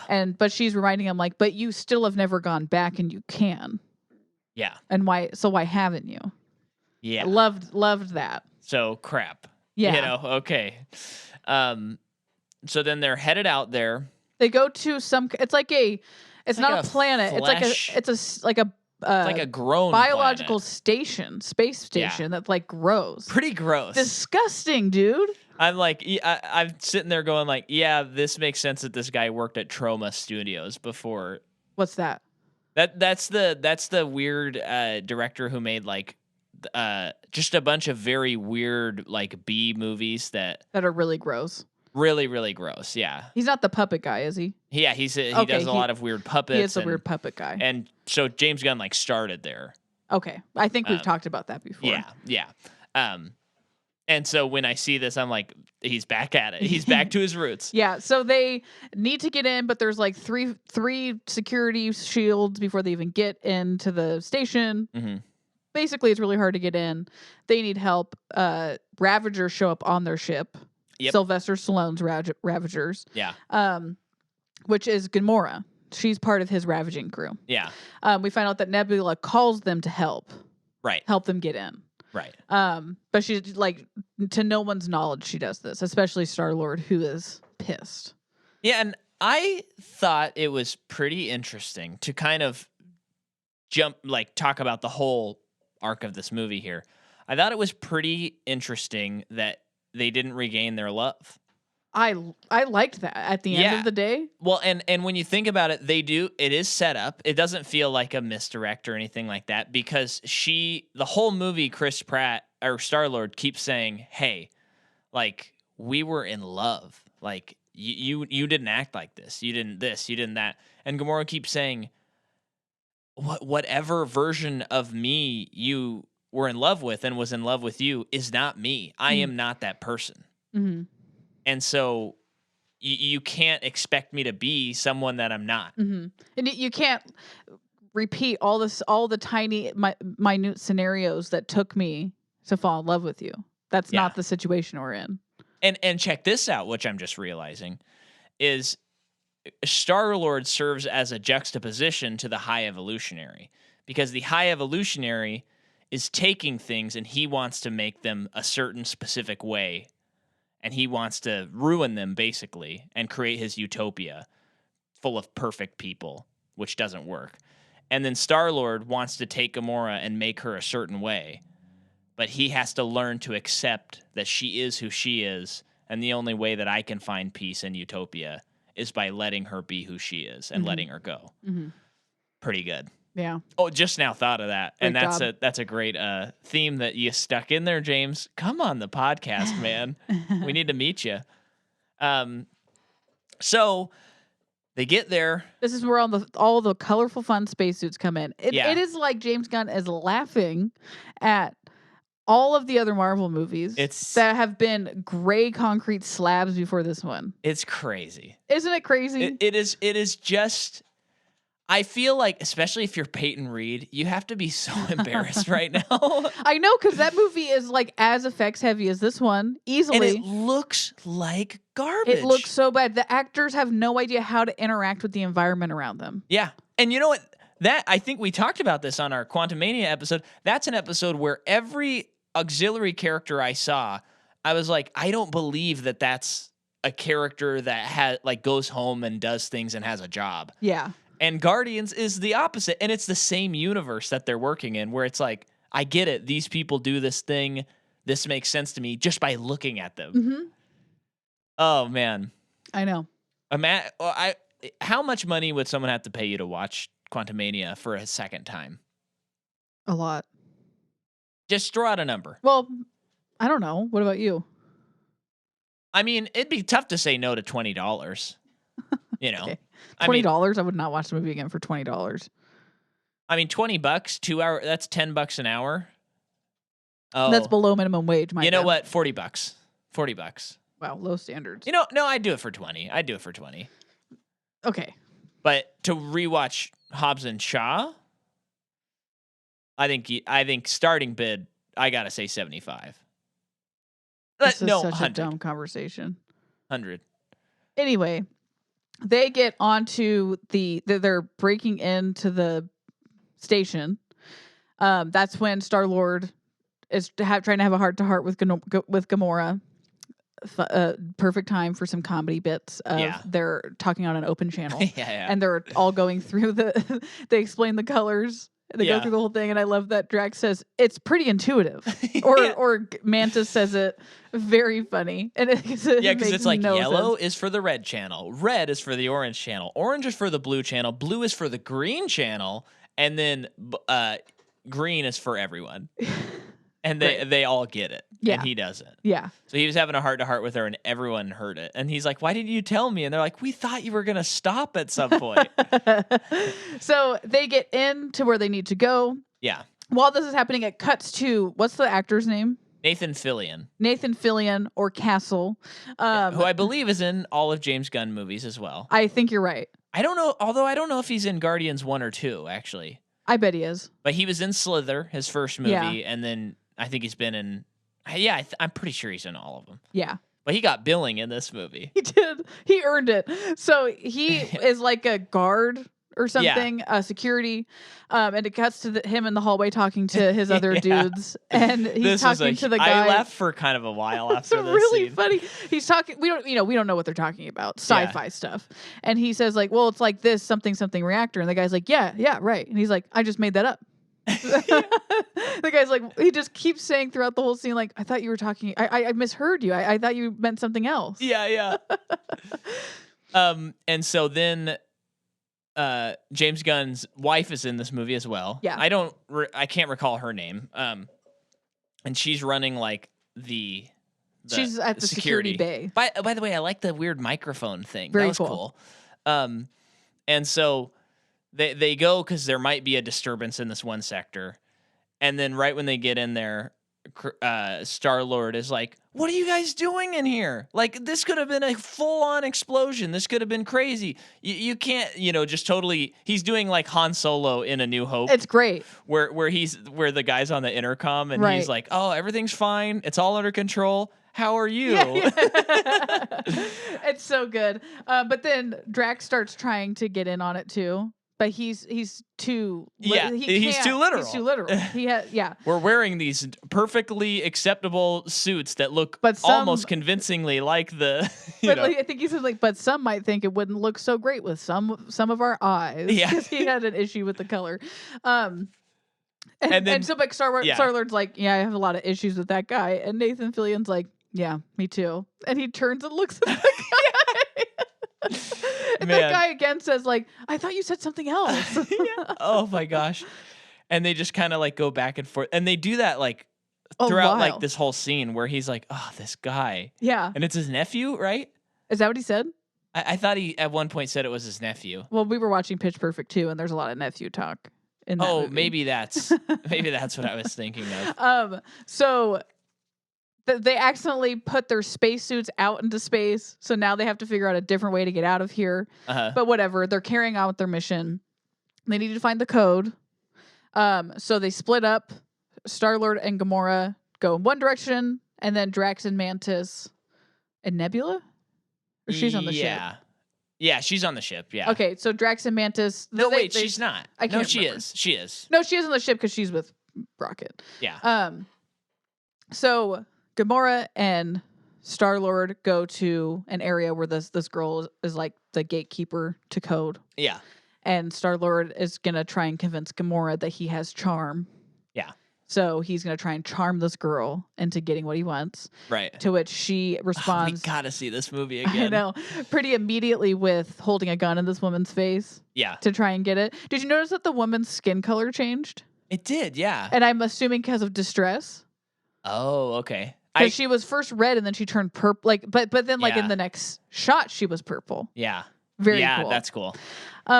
So she gets them the code that they need. They really, Marvel, they just nail doing like bright colored skin tones. Because they've had to do that in all the Guardians and then other of the Marvel movies as well, where it's like, oh, here's a green person or a blue person, and it always looks so good. Did they ever make Josh Brolin never had to be purple, right? I don't think he No, did. because he was all motion capture. Yeah, so I couldn't remember. But like Drax and Gamora are like legit. It's like real makeup. Nebula is mostly makeup too, with digital touch-ups. I mean, they just nail it. Yeah, I've always been most impressed by Drax's skin. Oh my gosh, yeah. Because it's like marble almost. And I don't know how they got the texture. Yeah, it's a little mind-blowing actually. Now, something I noticed, and I think this speaks to M. Night Shyamalan being so awesome. Okay. I think I always pronounce his name wrong, but we're going to go with it. Shyamalan. Yeah, I think it's Shyamalan. That makes more sense. So the last time we saw Dave Bautista was in Knock at the Cabin earlier this year. And in that movie, Dave Bautista is so imposing and he looks like he can hardly fit in the cabin in the movie. And there are other actors in there with him. He's huge. And I think a lot of this is lens choices. Oh, totally. And tight shots. And tight shots and stuff. And it's, M. Night is doing that very intentionally. So it's just very cool. Because when we watch this movie, usually when I see Dave, I'm like, the guy is huge. Like, he's just huge. And in this movie, I was like, he looks smaller than I that's like funny. imagined. I didn't think about that, but that is interesting. Because the movie doesn't need him to be the biggest guy in the room necessarily. Yeah. Yeah. So I think it's also just because the last time I saw him, he looked so big and everything, that this movie, it's like, oh, he's part of the team. He like fitting in with everybody. He's just the bigger guy. I'm a big guy. I'm a big guy. Yeah. So what are Mantis and Drax doing? I don't remember. I think they're trying to find a way out. Yeah. So they get to like this main area where they see, I think this is where like ships go and come from, maybe. Yeah. So they find, I guess, where they need to go. They just need to find how to get out, I guess. But in all this time, alarms are set off by Star-Lord and Gamora getting the code, right? Or someone calls the alarm. I think actually Mantis and Dave tripped the alarm. Oh, that was so funny when they were trying to get through security and she tells the man that he's hopelessly in love with Drax. Yeah. The acting was so good because that guy was so good. But Batista's performance was so like so little expression on his face of like, please just let us go through. Yeah. Like, look, can we please just stop talking? Yeah. It is so uncomfortable. And we learned previously that like she once made Drax fall in love with a sock. So it's so funny. So yeah, that S hits the fan. It certainly does. So Gamora and Star-Lord take this girl hostage to try and help them to get out. Nathan Fillion and crew start showing up to take them all in. Yeah. Fight scene ensues. Really cool fight scene. Yeah. Fun. Once again, cool great. set. Cool set. And guys, why don't you have this guy run your studio? Because he's so. Oh. I'm telling you what. I said this off mic, but I did think immediately after the movie. I thought, you know what? people seem to be growing a little impatient with Marvel, and they're kind of on they've done their big epic thing. I think they're going to be fine for a decade at least. Oh yeah. But I think after Superman comes out and James Gunn is able to launch his universe, I really think that whatever decade that happens in, those amount of years, it's going to turn into like everyone's going to see DC if they're going to. That's fascinating. Like I think that those movies are going to beat saying them at it the box before office. a movie even comes out. I am going to say it. That's wild. I'm just so excited that he's directing Superman because we haven't had a good Superman movie since the 70s. And it's a great character, and we need someone who understands the character and isn't trying to make it cool because he kills people sometimes when he has to. But isn't that kind of cool? No, Jordan. Oh. It's actually supremely stupid. So this was so funny. So they all this big fight scene happens, and then they're in like the control bay with open the pod bay door, Hal. And Gamora shoots the girl in the leg. Yeah. And her reaction was so good. And the like no something about the sound editing too, like the smack of her getting shot in the leg. Yeah. It was just so good. Yeah. It's like it was just like it's the little things. Yeah, and it looks so painful. It did. And then things are really going down. It's not looking good for everybody. People are getting incapacitated like Drax and Mantis. And then Chris Pratt says to the girl, he says, "Can you just let me talk to them because I think we have like we have a unified voice, and I just need to. We all have the same thing in common, or something like that. Just let me speak for my heart." Yeah, and she's like, "Okay," and she sets him up, and then he's like, "Nah, I'm not that stupid," because Gamora's like, "Are you really gonna do that?" And he's like, "No, I just needed to get into the computer and do all this stuff." And then he's like, "Told you I still had the charm, though." So they get out. They have the code. Yeah. They go back to Rocket and they're using it, but it's not working. Yeah. Right? Yeah. It's not working or it's harming him. I think they get the code, but it like leads them to the code was taken. The code was taken. Okay, so it can't do anything. They find out that they got to find the people with the things in their head. Yeah. Which they saw one of them on this station. Yeah. They saw the guy that they need because he has the code in his head. Yeah. So there's like a piece of data that's missing, and that's what they need. Okay. And that guy took it. So they need to go to Counter Earth. Yeah. That's where they follow him to. Let's talk about Rocket. Yeah. Because then we see him as Baby Rocket. Yeah. And that's pretty intense. Just seeing we see him like Rocket. them doing like surgery on him. Yeah. And then when we see he's just a tiny little pup, like his skull, like yeah, that you can, was like, gnarly. See his skull or his scalp. I don't know. Yeah. It was gross. But you know what? He did a great job. I mean, that's all I'm going to say about everything in this movie. But when you first meet Rocket in the first movie, and he says it in the second movie too, you know, he talks about very full of shame and not very open. He talks about how he was tortured, basically. Yeah. And when you see it in this movie, you're like, oh my gosh, he truly was. Yeah. Like this was not some like, you know, little thing. Yeah. Like he was tortured. Right. And you really feel it. Yeah. So he is kept in a cage with other animals. Yeah. One being a walrus that has giant wheels. Yeah. And then the otter that has no arms, like has mechanical arms. Yeah. And then the bunny that it looks like it has a bear trap for a mouth. Yeah. But it the has bunny like was scary spider looking. legs. Yeah. Yeah, and it's one of those bunnies with the red eyes, which are always creepier too. Yeah. Now, but this is his family. Oh, go ahead. Well, they develop friendship. They develop it. You know, he's like so scared. Uh-huh. And this point I wasn't ready to cry. I was more just scared, actually. Well, I was more felt so much pity for him because especially, you know, they're being very sweet to him from the beginning. Yeah. But his like first words are that, you know, that we hear are just like, it hurts. Oh my gosh. Because they drilled into his brain. Yeah. And he's just a little like baby raccoon. Yeah.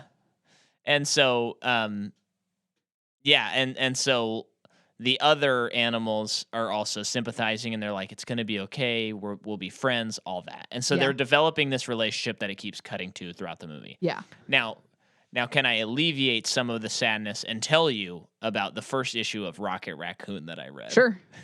So, after this movie, I was like, you know what?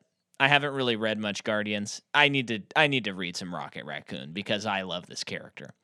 Now, of course, a lot of characters, it takes them a long time to figure out what their thing is. Of course. And I've often wondered how much is James Gunn putting into these movies beyond just adaptation, but like how much of it is him just like making this stuff up, and then the comics are like, that was good, let's integrate that, because I think there is a lot of that in there. So I thought, you know what, I'm going to start with Rocket, and I saw that he premiered in some certain magazines and stuff like that, or books, I should say, and you know, he'd done this and that, but then he had a 4-issue series in the 70s, I think, or maybe 80s, called Rocket Raccoon. And I read the first issue, and it is very different. Really? First of all, he's a straight up raccoon. He's a straight up rocket? He's a raccoon, but Lila was in the first issue, Cool. and he's in this kingdom where there are all these people called the Weirds, I think, and I'm they have listening. like this was kind of cool. They have maybe a psychiatry book or something like that. That's their Bible, Oh. and they put on straitjackets and stuff like in church. What? But he's an animal, and he's like sworn to protect these people, even though these are humans? even though he's like, man, these people are pretty weird.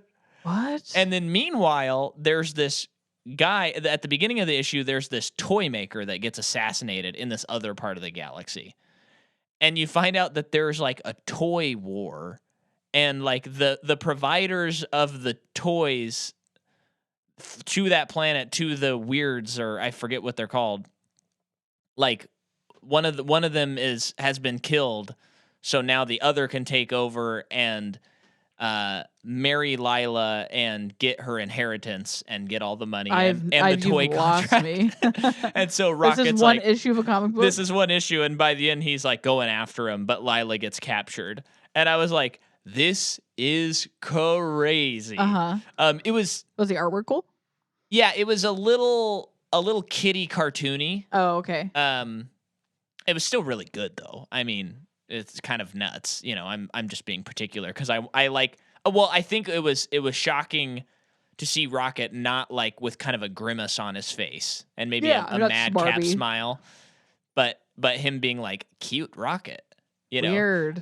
So I probably will not be informing the listener, but Jordan, I'll be informing you of how that goes. Pretty funny though, because that's certainly not the Rocket we get in any of the movies. No. Anyway, Yeah, I wonder when we get that. yeah, I'm gonna see if I can find out.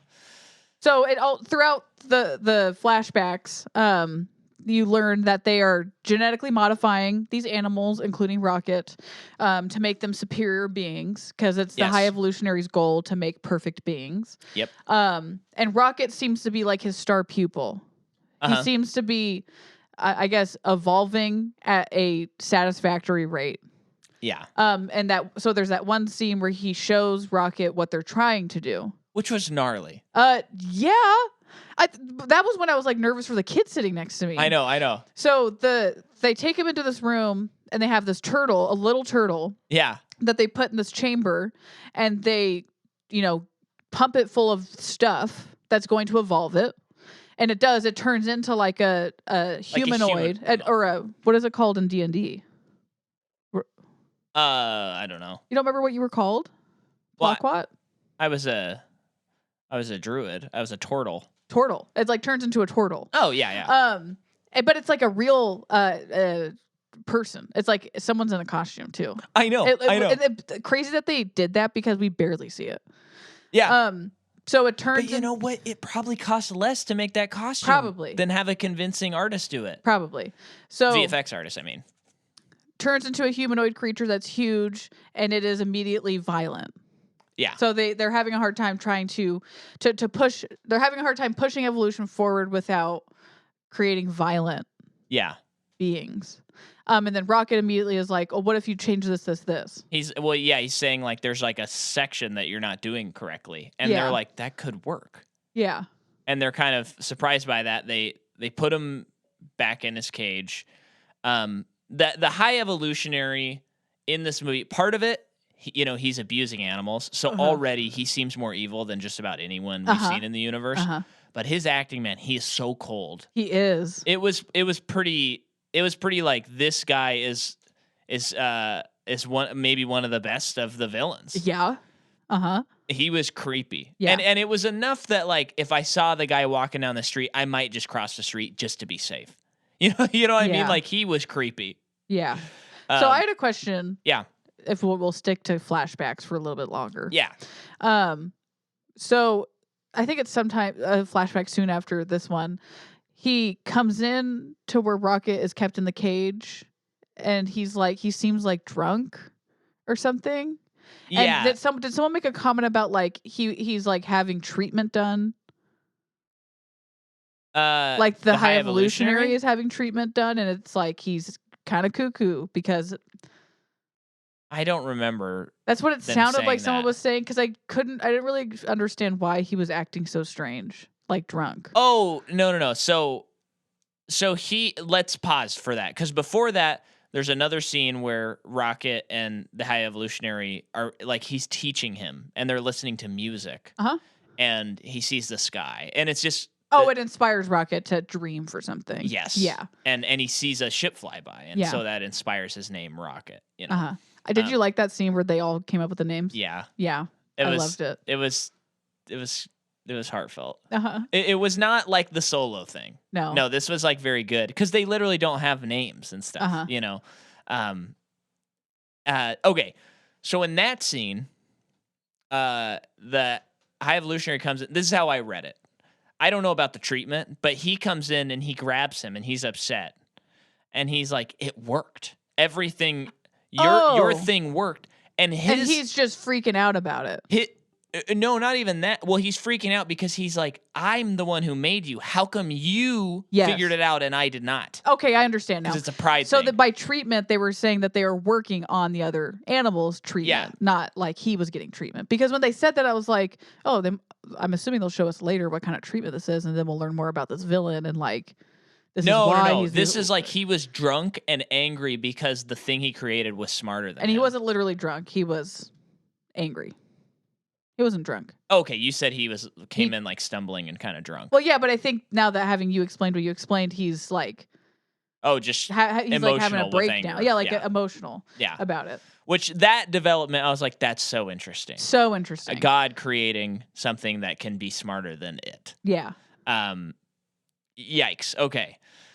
And then at that point, Rocket finds out that because he's like, oh my gosh, you figured it out, and we're gonna be able to live in this counter Earth soon. And the high evolutionary says, oh, you're part of the P-89 program. It was never gonna be you. We're just gonna harvest your brain and kill all the rest of you. Yeah. So then Rocket is like, I gotta get out of here. Now before that, they became good friends and they played together, and they named each other, or they named each like themselves. And it's all very sweet, and it's like your tears are sitting right at the because ducks. You're asking yourself, how come I've not seen these animals in the other movies? I didn't even go that far. I was just connecting with it, and I was just like, what are you gonna take from us, James? Mm-hmm. Don't take Rocket away. But yeah, that would have made it worse. I'm glad I didn't think of that. So Rocket is gonna break them out. Yeah. He does break them out, but they don't make it anywhere because High Evolutionary catches up. Doesn't even catch up. He's like, of course I knew you guys were going to do this. Kills Lila right away. Immediately. That was so freaking sad. Yeah. And a couple other shots go off when other people come in. And so he's like screams, is like sobbing uncontrollably, Rocket. And it's like, I can't handle this. Yeah. Gets a gun and there's a shootout. Yeah. Which in the shootout, Teefs and Floor also get killed. And the way they reveal it is just great directing. Yeah. Because it's like you don't see that, and then he looks back and Teefs is dead. and then he looks to the other side, and Flora is dead. Yeah. And it is genuinely devastating. Heart-wrenching because it is so not fair. Yeah. You know? Plus, we've just in the last year, there's been so much death in our lives. And so you're watching this and it's just it's very cathartic and very sad. Yeah. So he gets on top of the High Evolutionary and literally claws his face off. Which that part was awesome because I was like, oh, I didn't even clock that in his current timeline, his face is plastered on kind of like a robot. I just didn't clock that there was a difference between the two. Oh. I don't think. And so when he started clawing his face, I'm like, no way. That's I noticed cool. there was a difference, but I think up until that point, I was assuming that he was also evolving himself. That's probably what I thought too. Yeah. Yeah. And so that part is a little gnarly as well. Oh, it's so gnarly. And then he escapes. Rocket runs out. He's getting shot at, and he escapes in a ship. And that's the end of all the flashbacks. So the High Evolutionary, it's just an interesting idea, playing, especially when you're in a galactic setting, playing with what does that mean about God? Because when we're down here on Earth, sometimes it can be easier to imagine God because it's just there's so much wonder beyond our stars. Yes. But when you have conquered the stars or when you've conquered the science, it's easy to be prideful. Yes. And think that you've conquered everything. Yes. Something I think about that's funny to me is a lot of the stuff we've learned about pregnancy and breastfeeding and all that stuff, if it's okay for me to say this, is that it seems like at a certain point, if science and man was really that smart, we'd figure out easier and quicker ways to do it that are better and healthier and all that. But all the things you learn about having a baby and nursing and all that stuff is that actually the God-given way all this stuff happened is actually the best way for it to happen. It's the best technology is the technology that man never touched. And this movie's kind of dealing with those themes. Yeah. It also reminds me of, which I know I told you about it, but on the podcast Cryptid Factor, which is so good, they interviewed Avi Loeb, who is a really, really famous physicist and stuff. And he is at Harvard, and he's a big proponent of this guy that has all this clout. Yeah. And he is saying I think aliens are real, which is pretty groundbreaking. Yeah. And in the interview that they had with him, something that he said that really struck me was I'm paraphrasing, but as humans, we really need to let go of our ego and assume that we're the most intelligent life form out here. Yeah. And be ready and okay to accept other life forms. And if we ever encounter it, that they're not inferior to us, but it's most likely that we're inferior to them. Yeah. And so we need to be letting go of that ego. That's so interesting. Yeah.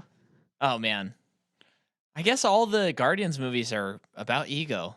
What was the dad's name in the second movie? That's what I was thinking. Okay. Yeah. Ego, so these are really planet. about Kurt Russell's character. Yeah. Yeah. So another thing that was crazy and another crazy interesting idea is the I'm forgetting their names, but the golden people. Yeah. They're celestial, almost they definitely have a biblical bent to, they're supposed to be perfect. Well, and we find out that he created them. Yes, that was wild. And I just thought, oh, that's so clever. This just one more in his goal. They're a failed project, more or less. He just has all these failed projects. I was just this is such an interesting character to do. So interesting. Never read anything with this character. Okay. Would be interested to. Yeah, because we have Andrea Debicki in this movie too. Elizabeth, yes. I think I say that every time. Elizabeth Debicki. Now, Elizabeth Debicki. Yeah. She is 6'3". Yeah. And so she towers above most people. And I gotta say, this movie did something that made me so happy. There's a scene where the High Evolutionary is talking to her and Adam Warlock, and he is like, you guys have not gotten me P-89, which is Rocket. you need to get him now. That's why I had you go do it. But before he talks to her, someone brings up a stool and puts it in front of her so that he is at eye level with her. And he steps up onto the stool maybe 5 inches higher. And I just thought, heck yeah. They don't address it. They don't say like, oh, that's lame that he has to do that. There's not a one-liner or anything. They just did that. I just loved that. I know, that's great. She's like the mother of Adam. Yeah. Okay, so. Which I guess. Oh no, I was about to say that makes her Eve, but that wouldn't make her Eve. No. But yeah, go ahead. No, I'm just thinking about her. Okay, so they make it to Counter Earth. Yeah. And this Counter Guardians, Earth, you're saying? Guardians do. Okay. And this is pretty much how it sounds. He created this Earth to be like the perfect version of it. Yeah. It seems like a Jordan paradise at the beginning because it is a bunch of animals living together. Yeah. Like humanoid animals. Right. That's probably heaven for me. And it was fun because part of this was shown in the trailer, so it was fun to see the context of it now. Yeah. So it's just so interesting. Also costumes again. Costumes are crazy. Costumes are so crazy. So this is Counter Earth, and it's very like middle America. Yeah. It's suburbia. They land their giant spaceship on it, and everyone is like pretty scared about it. Which is interesting. Yeah. They have no knowledge of this, and to the point I think even at one point someone says about the High Evolutionary, like he's created so many beings, like he is God to people. Yeah. Which is also just an interesting mind F. Yeah. So it's like all these people are very scared because aliens have come to their planet. Yeah. How wild is that? Yeah, I didn't think of it like that. Well, and this is kind of cool. This is once again, this is doing the Edward Scissorhands thing now that I think about it, where it's no accident that James Gunn is choosing a suburban area. Yeah. Suburban areas classically where communities can kind of be away from other people groups. Yeah. I'm not saying suburban areas are bad, and if you live in one, that's fine. But like, they have often historically been used to be away from the other. And so once again, this movie is dealing with this theme of like, you can try to make things perfect on your own, but it makes them worse. And the only way to find that true utopia is to accept people as they are. And so choosing it in a suburban area is a pretty interesting thing. It also just looks interesting because it's like a big spaceship, like you said. But it's such a cosmic series too. Yeah. So. And I brought up the Edward Scissorhands because, you know, in that movie, there's the suburban area that he lives in, and he's this weird outsider. Right. And they're like, huh? You know? So it felt very Tim Burton-y. Gilmore, no. Did you see what he was doing? he was trying to leaning eat over with my foot. Why? He's been on 3 walks and he's freaking out right now. It's because he ate dinner. I guess he got a little energy. I was hoping he would just lay down this whole episode, but he's giving me the dopiest look right now. Play with me. Yeah. So they immediately start off on the wrong foot with these people. Yeah. Drax throws a ball at a little, looks like a lemur or something, girl's face. And then everyone's mad at them, but then they find sanctuary in one of the people's houses, a bat family. Are you effing kidding me? Yep. Another Jordan heaven. And they're trying to communicate with them. Very funny scene. Yeah. Especially with Drax just keeps wanting to lay down on the couch. Yeah. I can see you in the corner it's of my eye, Drax. Why else would they make it this way? And then basically they convince this person. He draws what the person looks like. And everyone's so impressed by it. They're like, oh, that's really good. Drax, can I have that when we're done so I can hang it up in my room? And then they borrow their car because the bat people told them where to go. Yeah. He gets in the car and he's trying to go away, and Nebula can't figure out how to open the door. And that's when he says, just open the effing door or something to that effect. And it was great. For that to be their first F word, I'm very happy about it. That was a good choice. So he gets in the car. He doesn't know how to drive. He's like, I left Earth at 8. Yeah. That's funny. Yeah. Gamora is staying in the space vehicle. Well, right before this, they had a huge fight because she wanted to be taken back to her Ravager people, and they're like, "We don't have time," and they refuse to let her to take her back. That kind of gets to the point where it's like, if But she's like, "We can't take him on. We got what we can get. Let's just leave." Yeah, and they kind of ends with like, "Rocket meant a lot to you too." Yeah. Which is a very interesting thing. She ends up calling or communicating with Adam Warlock, right? Or like those people, because she sends them their coordinates. That's right. It is them. That's right. It is Adam Warlock and Elizabeth Debicki because they're interrogating another guy. A Ravager. A Ravager. They take his comms. Yeah, and that's how they find out their coordinates. Yeah. And they also take his cool little furry monster. Yeah. After incinerating him. Yeah. And Adam says, "That didn't make me feel good. I didn't like that." Which was like, when he was saying that, everyone was laughing, and I was like, that's kind of profound. I was like, this is a moment for Adam Warlock. Yeah. Like he's about to start learning. Character arc set up again, James. So Nebula, and Star-Lord and Groot. So little Groot mentioned, but of course he's awesome throughout this movie. Yeah. He actually might not have any character arc out of everybody. Yeah, actually, I don't think he does. Now that I think about it. But he does say, which made me cry. He says, I love you guys. I love you guys. Yeah. He actually says that instead of I am Groot. Yeah. There was something about the way the movie was going. I had a feeling he was going to say words that weren't I am Groot. Really? Yeah. There was a line that it might have been Nebula, or Gamora, when she said, "You guys are all just making up that you know what he's saying, right?"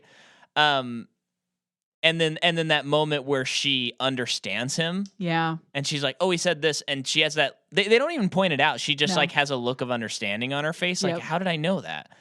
I was like, I think he's gonna say a line. Remember in the first movie when he sacrifices himself and he says, "We are Groot." Oh yeah. Oh my gosh. Yeah. Talk about a tearjerker. Yeah. So Nebula, Star-Lord, and Groot go to this high evolutionary place. Only Star-Lord and Groot are let in. Yeah. By these disgusting, like, cyborg animals. Yeah. One voiced by Judy Greer. They're very like remember that game Amnesia 2? That's what it Machine reminded for me Pigs? of. Yeah. It was so gross. But I loved it. Yeah. So they're taken to the high evolutionary to find the guy. Things aren't going well, of course.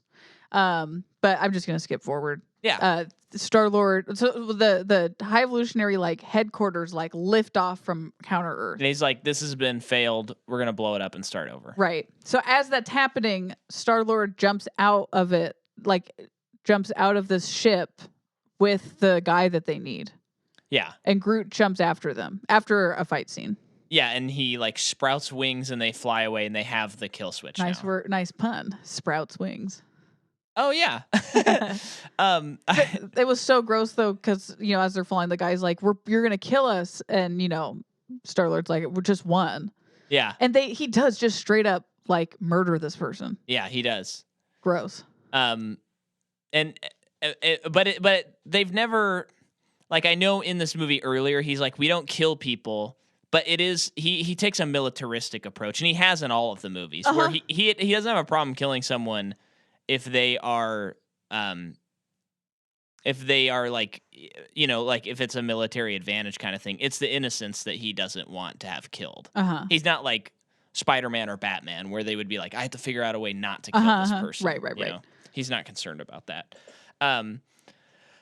Gets back to the ship. Drax, Mantis, and Nebula are on the evolutionary ship because they're trying to get Star-Lord and Groot out because they don't know that they've jumped out.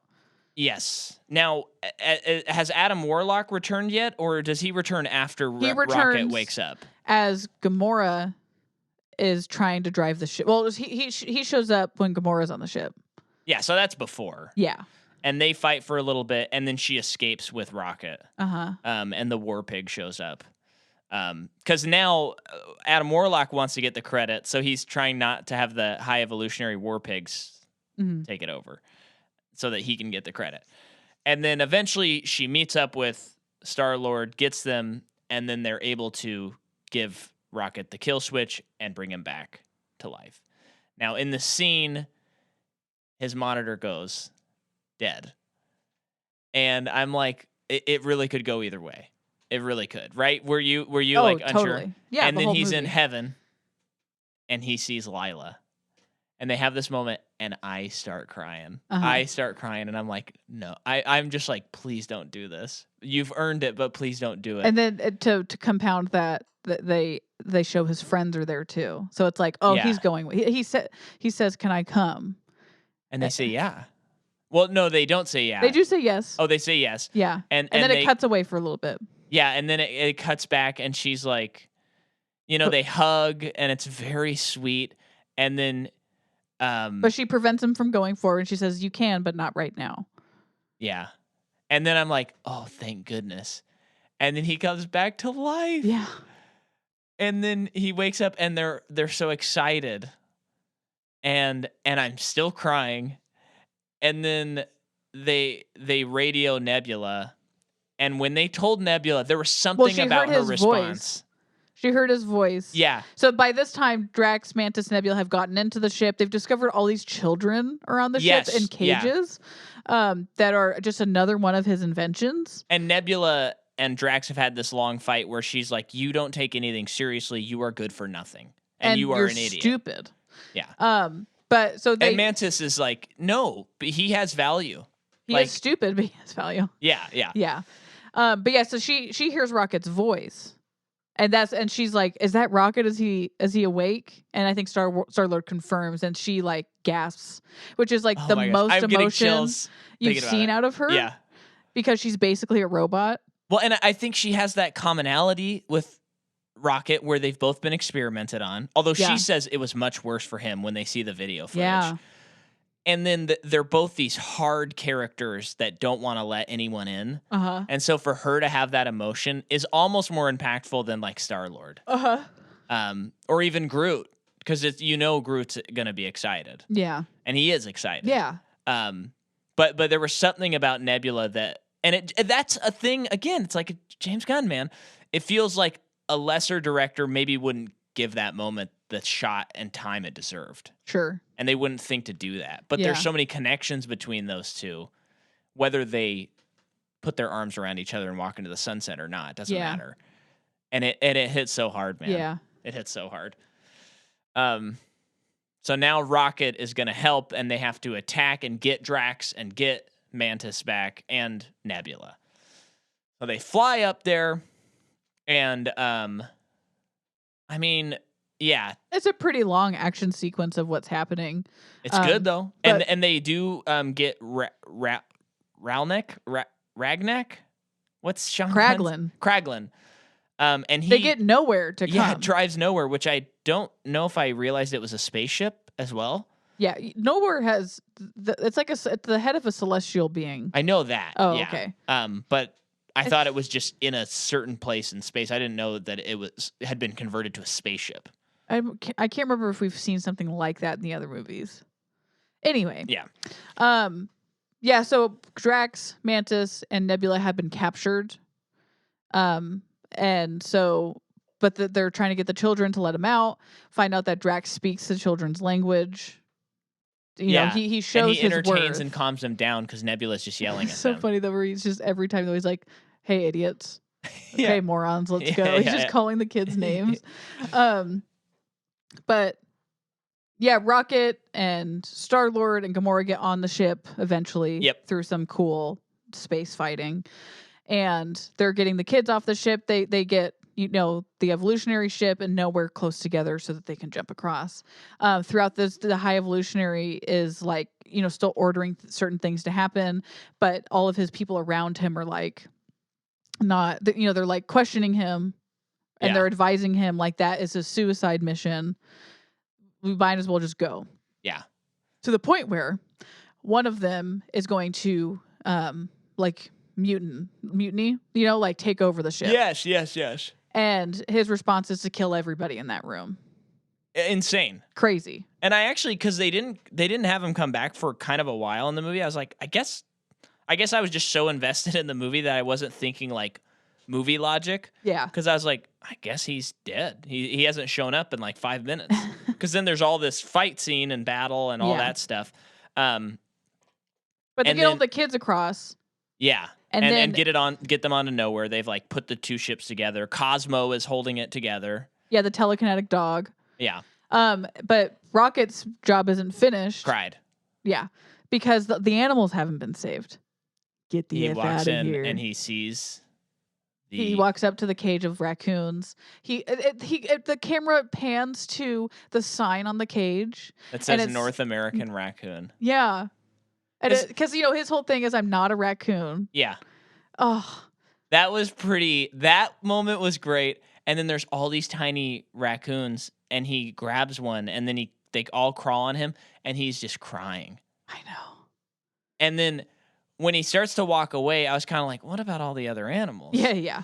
But then the High Evolutionary comes in, and they fight a little bit. All the Guardians come in. They fight him. They defeat him. Not only do they defeat him, they peel his face off. They do. Dude. And it was gnarly. It was gnarlier than it was sticky, Two-Face and The Dark Knight Rises. Yeah. Dark Knight. Not Rises. No, but is it Two-Face? Am I blanking? Yeah. Okay. Yeah, Harvey Dent, Two-Face.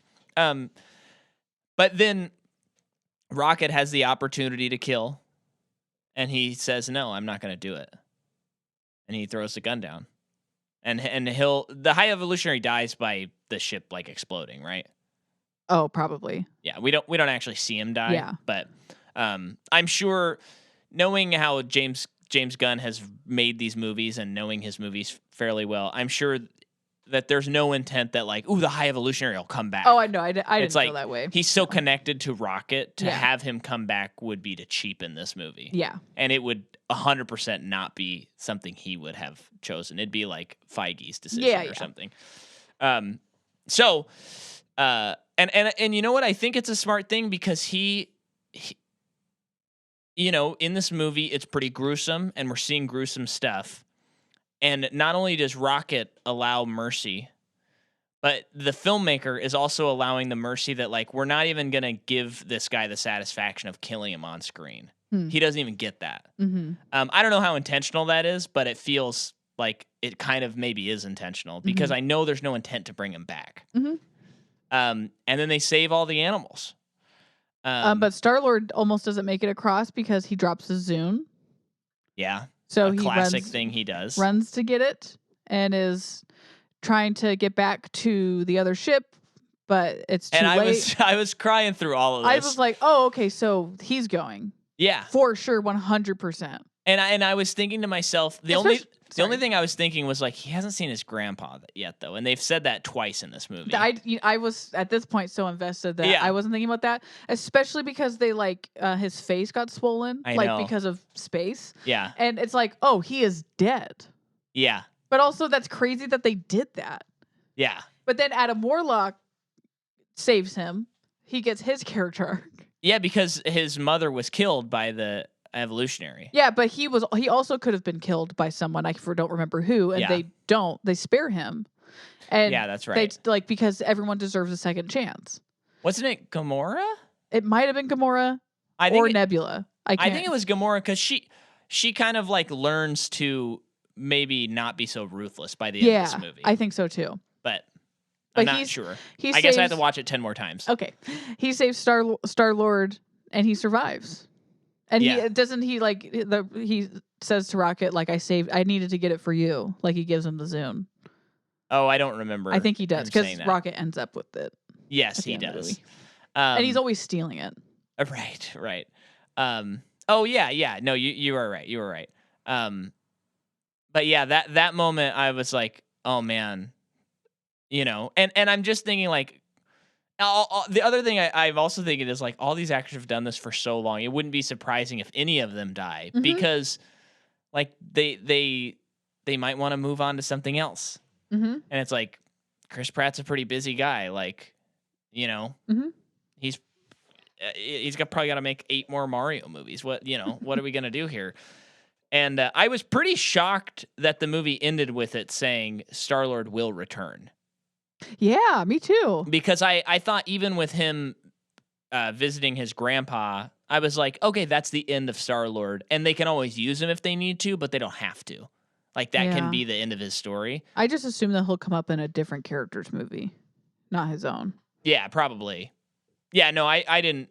I mean, he'll probably get dragged into the Avengers movies, I would imagine. Yeah. You know? And maybe it'll be, you know, like the Tony Stark thing where it's like, I'm retired. I don't do this. And they're like, we need you. Yeah. But, okay. So they all lived, thank goodness. But Gamora, it's interesting how they all hug. Adam Warlock joins in the hug, which is also cute. And then Gamora smiles. I think she smiles and she walks away. And it's also showing you like she isn't a part of this team. This version of her isn't. No. Now, I've been kind of saying it throughout the episode, but there's a point where Star-Lord is telling the High Evolutionary, yeah, you've created a perfect world where people are selling meth in the streets, basically. And at the end of this movie, they go back to nowhere and they get the Zune and he gives it to Rocket and he plays a 2000 song. He shows them like, there's a new playlist on here for you, bud. And he plays it over the speakers and then Groot starts dancing. And then everyone starts dancing. You're skipping stuff, though. Well, I just want to do this point because okay. I don't want to forget it. Groot starts dancing, everyone starts dancing, and that's when I put together the whole theme of this movie, which I've said several times, but which you see literally where one was a perfectly made utopia and it didn't work, and then this one is full of incomplete, broken people who are all messed up, and they can dance in the streets, and it's a perfect utopia. If you're not crying just by that right now, it's beautiful. It's really beautiful. Like Rebecca said, you're a Satan. Yeah.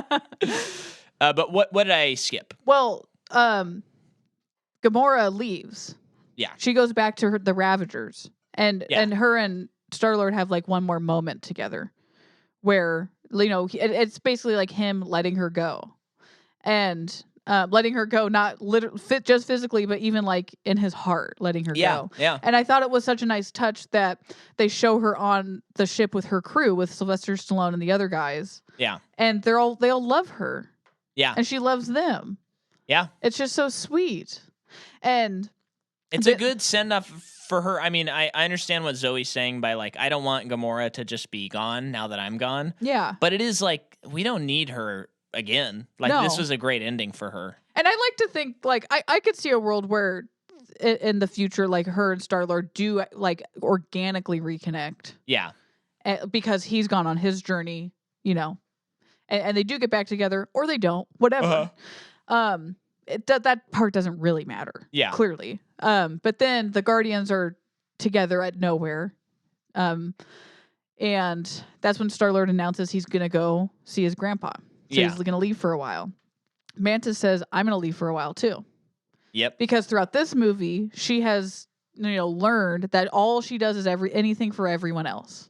Yep. And she doesn't really know who she is because she also is a child of Ego, Kurt Russell. Yep. And like doesn't know anything about herself. Which was revealed in the Christmas special. It was. Well, we knew that she was Ego's child in the second movie too. No, I don't think we did. Are you sure? No, because it was a plot point in the holiday special. Oh, you're right. That's right. I forgot. Yeah. But that was so sweet too because so she says that and Drax is like, "Oh, I'll come with you," because they're like a pair. Yeah. And she tells him no, like she needs to do this alone, and that was so sad. Yeah. But then Nebula says, "But Drax, I need you to stay here to help me." Yep. Because Nebula is now gonna. Well, Rocket's actually like the leader of the Guardians, but Rocket's like, so there's no Guardians anymore, and then Star-Lord's like, yes, there are. It's you. There's always going to be Guardians, and you're the leader of them now. But Nebula tells Drax, "I need you to help me with all these kids." Yeah. Like you're not a destroyer, you're a father, and that makes me want to cry right now. Oh my gosh! Yeah, that hit me as especially because of his whole backstory where he lost his family horrifically. Yeah, and everything. that point made me cry too, and it hit me in a different way now, knowing that I am a father and soon we will have a child. I was like, he's a father. He's not a destroyer. Yeah, a bunch of blubbering idiots. Nebula said that to him? Uh-huh. Yeah, and to hear it from her. Yeah, because they had such a struggle. Yeah. In this movie. And then and then we see like then they dance and the movie ends. And then it shows like a mid-credit scene where we're introduced to our new Guardians of the Galaxy, which is Kraglin, right? Who learns how to correctly use his arrow, and he uses it in the climactic battle. Yeah, and he calls Cosmo a good dog, so even they get their tiny character arc. So it's Kraglin, Rocket, Nebula, Groot, and Adam Warlock, and one of the children. That's right. Yeah, and she looked older, right? Am I wrong? I don't know. Okay, maybe I'm. She was wearing a different outfit. Okay, and one of the children, and then there's also that fluffy pet thing that Adam Warlock has. And I looked at that group of people, and I'm like, yeah, I could do 3 movies with these folks. Yeah, sure, why not? I felt the same way. You know, and it, as far as like a zoom out, not being so invested in the story here, like creatively, I think you could make more movies with that team, and you could have a new creative person and a new voice, and I think it could work. Because there's enough change up. The most important part about Guardians that I think it's got to be your foundation no matter what you're doing is it's found family every time. So I think why you're feeling like I could watch far more about family than Fast and Furious. Way more. There's probably more barbecues in these 3 movies than in the whole series of Fast and Furious. But all these like you saying you could see 3 movies with this ragtag group of people, and part of that's because you've already seen struggles that they've gone through together against each other, whatever. And it's like but they still were all brought together anyway to be Guardians. That's the foundation. The only fear is someone else writing Rocket.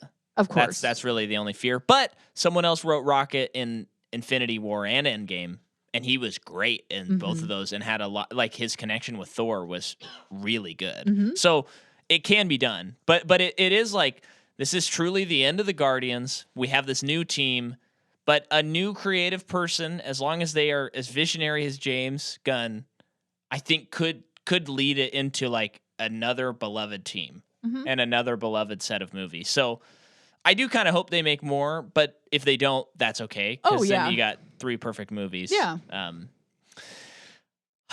then in the post credit scene, before that. Yeah, we see Star-Lord go home and see his grandpa, which is another tearjerker. Yeah, it ends with him at home. And it's like they're hugging and the camera's like spinning around them. And it's just so like, cry, cry, cry. And he immediately knows who it is. Yeah. He sees him and he's like, Peter? That guy's reaction is so good. Yeah. And that's totally the same actor. Yep, okay. It is, yeah. Yeah. And then the post credit scene, I feel like I didn't, maybe, I don't know, I didn't quite understand the joke. I think what they were saying, so they're eating breakfast, his grandpa is reading the paper, and it talks about the headline. Kevin Bacon, tells all about alien abduction. Yeah, that's so funny. But I think they're kind of like complaining, like, he's Star-Lord saying something like, I'll mow your guys' lawn. I don't mind doing it. I just don't want her to stare at me while I'm doing it. Something like that. Like I'm this like grown man and I'm like happy to do it. It's just such a like slice of life conversation. And his grandpa's reaction is like, don't even get me started. Oh, that I don't think I heard what he said. And then Star-Lord said, well, now I kind of want to know. Okay. So it's just a very slice of life I didn't hear moment. what because I heard the other part and I was like, okay. And then I didn't hear what the grandpa said. And then he's like, well, now I want to know. And I was like, what? I don't get it. Yeah. Okay. Now I get it. Yeah. And then it's over. Yeah. And boy, we loved it, folks. If you haven't watched this movie, well, I hope you didn't listen to the spoiler section. Go watch it. Go watch it again. Thank you for listening. We love you guys. On Patreon, we're doing Kick-Ass this month. I'm just so happy to have seen this movie. It's so great. Next week is X-Men Apocalypse. Are you kidding me? I believe. So we get to go from one of the best superhero movies ever made to a different category that you can hear about next week and my opinions on that movie and Jordan's opinions as well. And then the following week, we will be talking about a movie called, or is it the following week or the week after? We'll be talking about a movie called Fast 10. Brother. Yeah, the following week. So Have fun. Looking forward to that. Yeah, I think it'll be, at the very least, it'll be a fun episode. And even the people who, and you know what? We're not going to talk about it. Thanks for listening, everybody. Be kind to one another and accept people. Goodbye. Bye.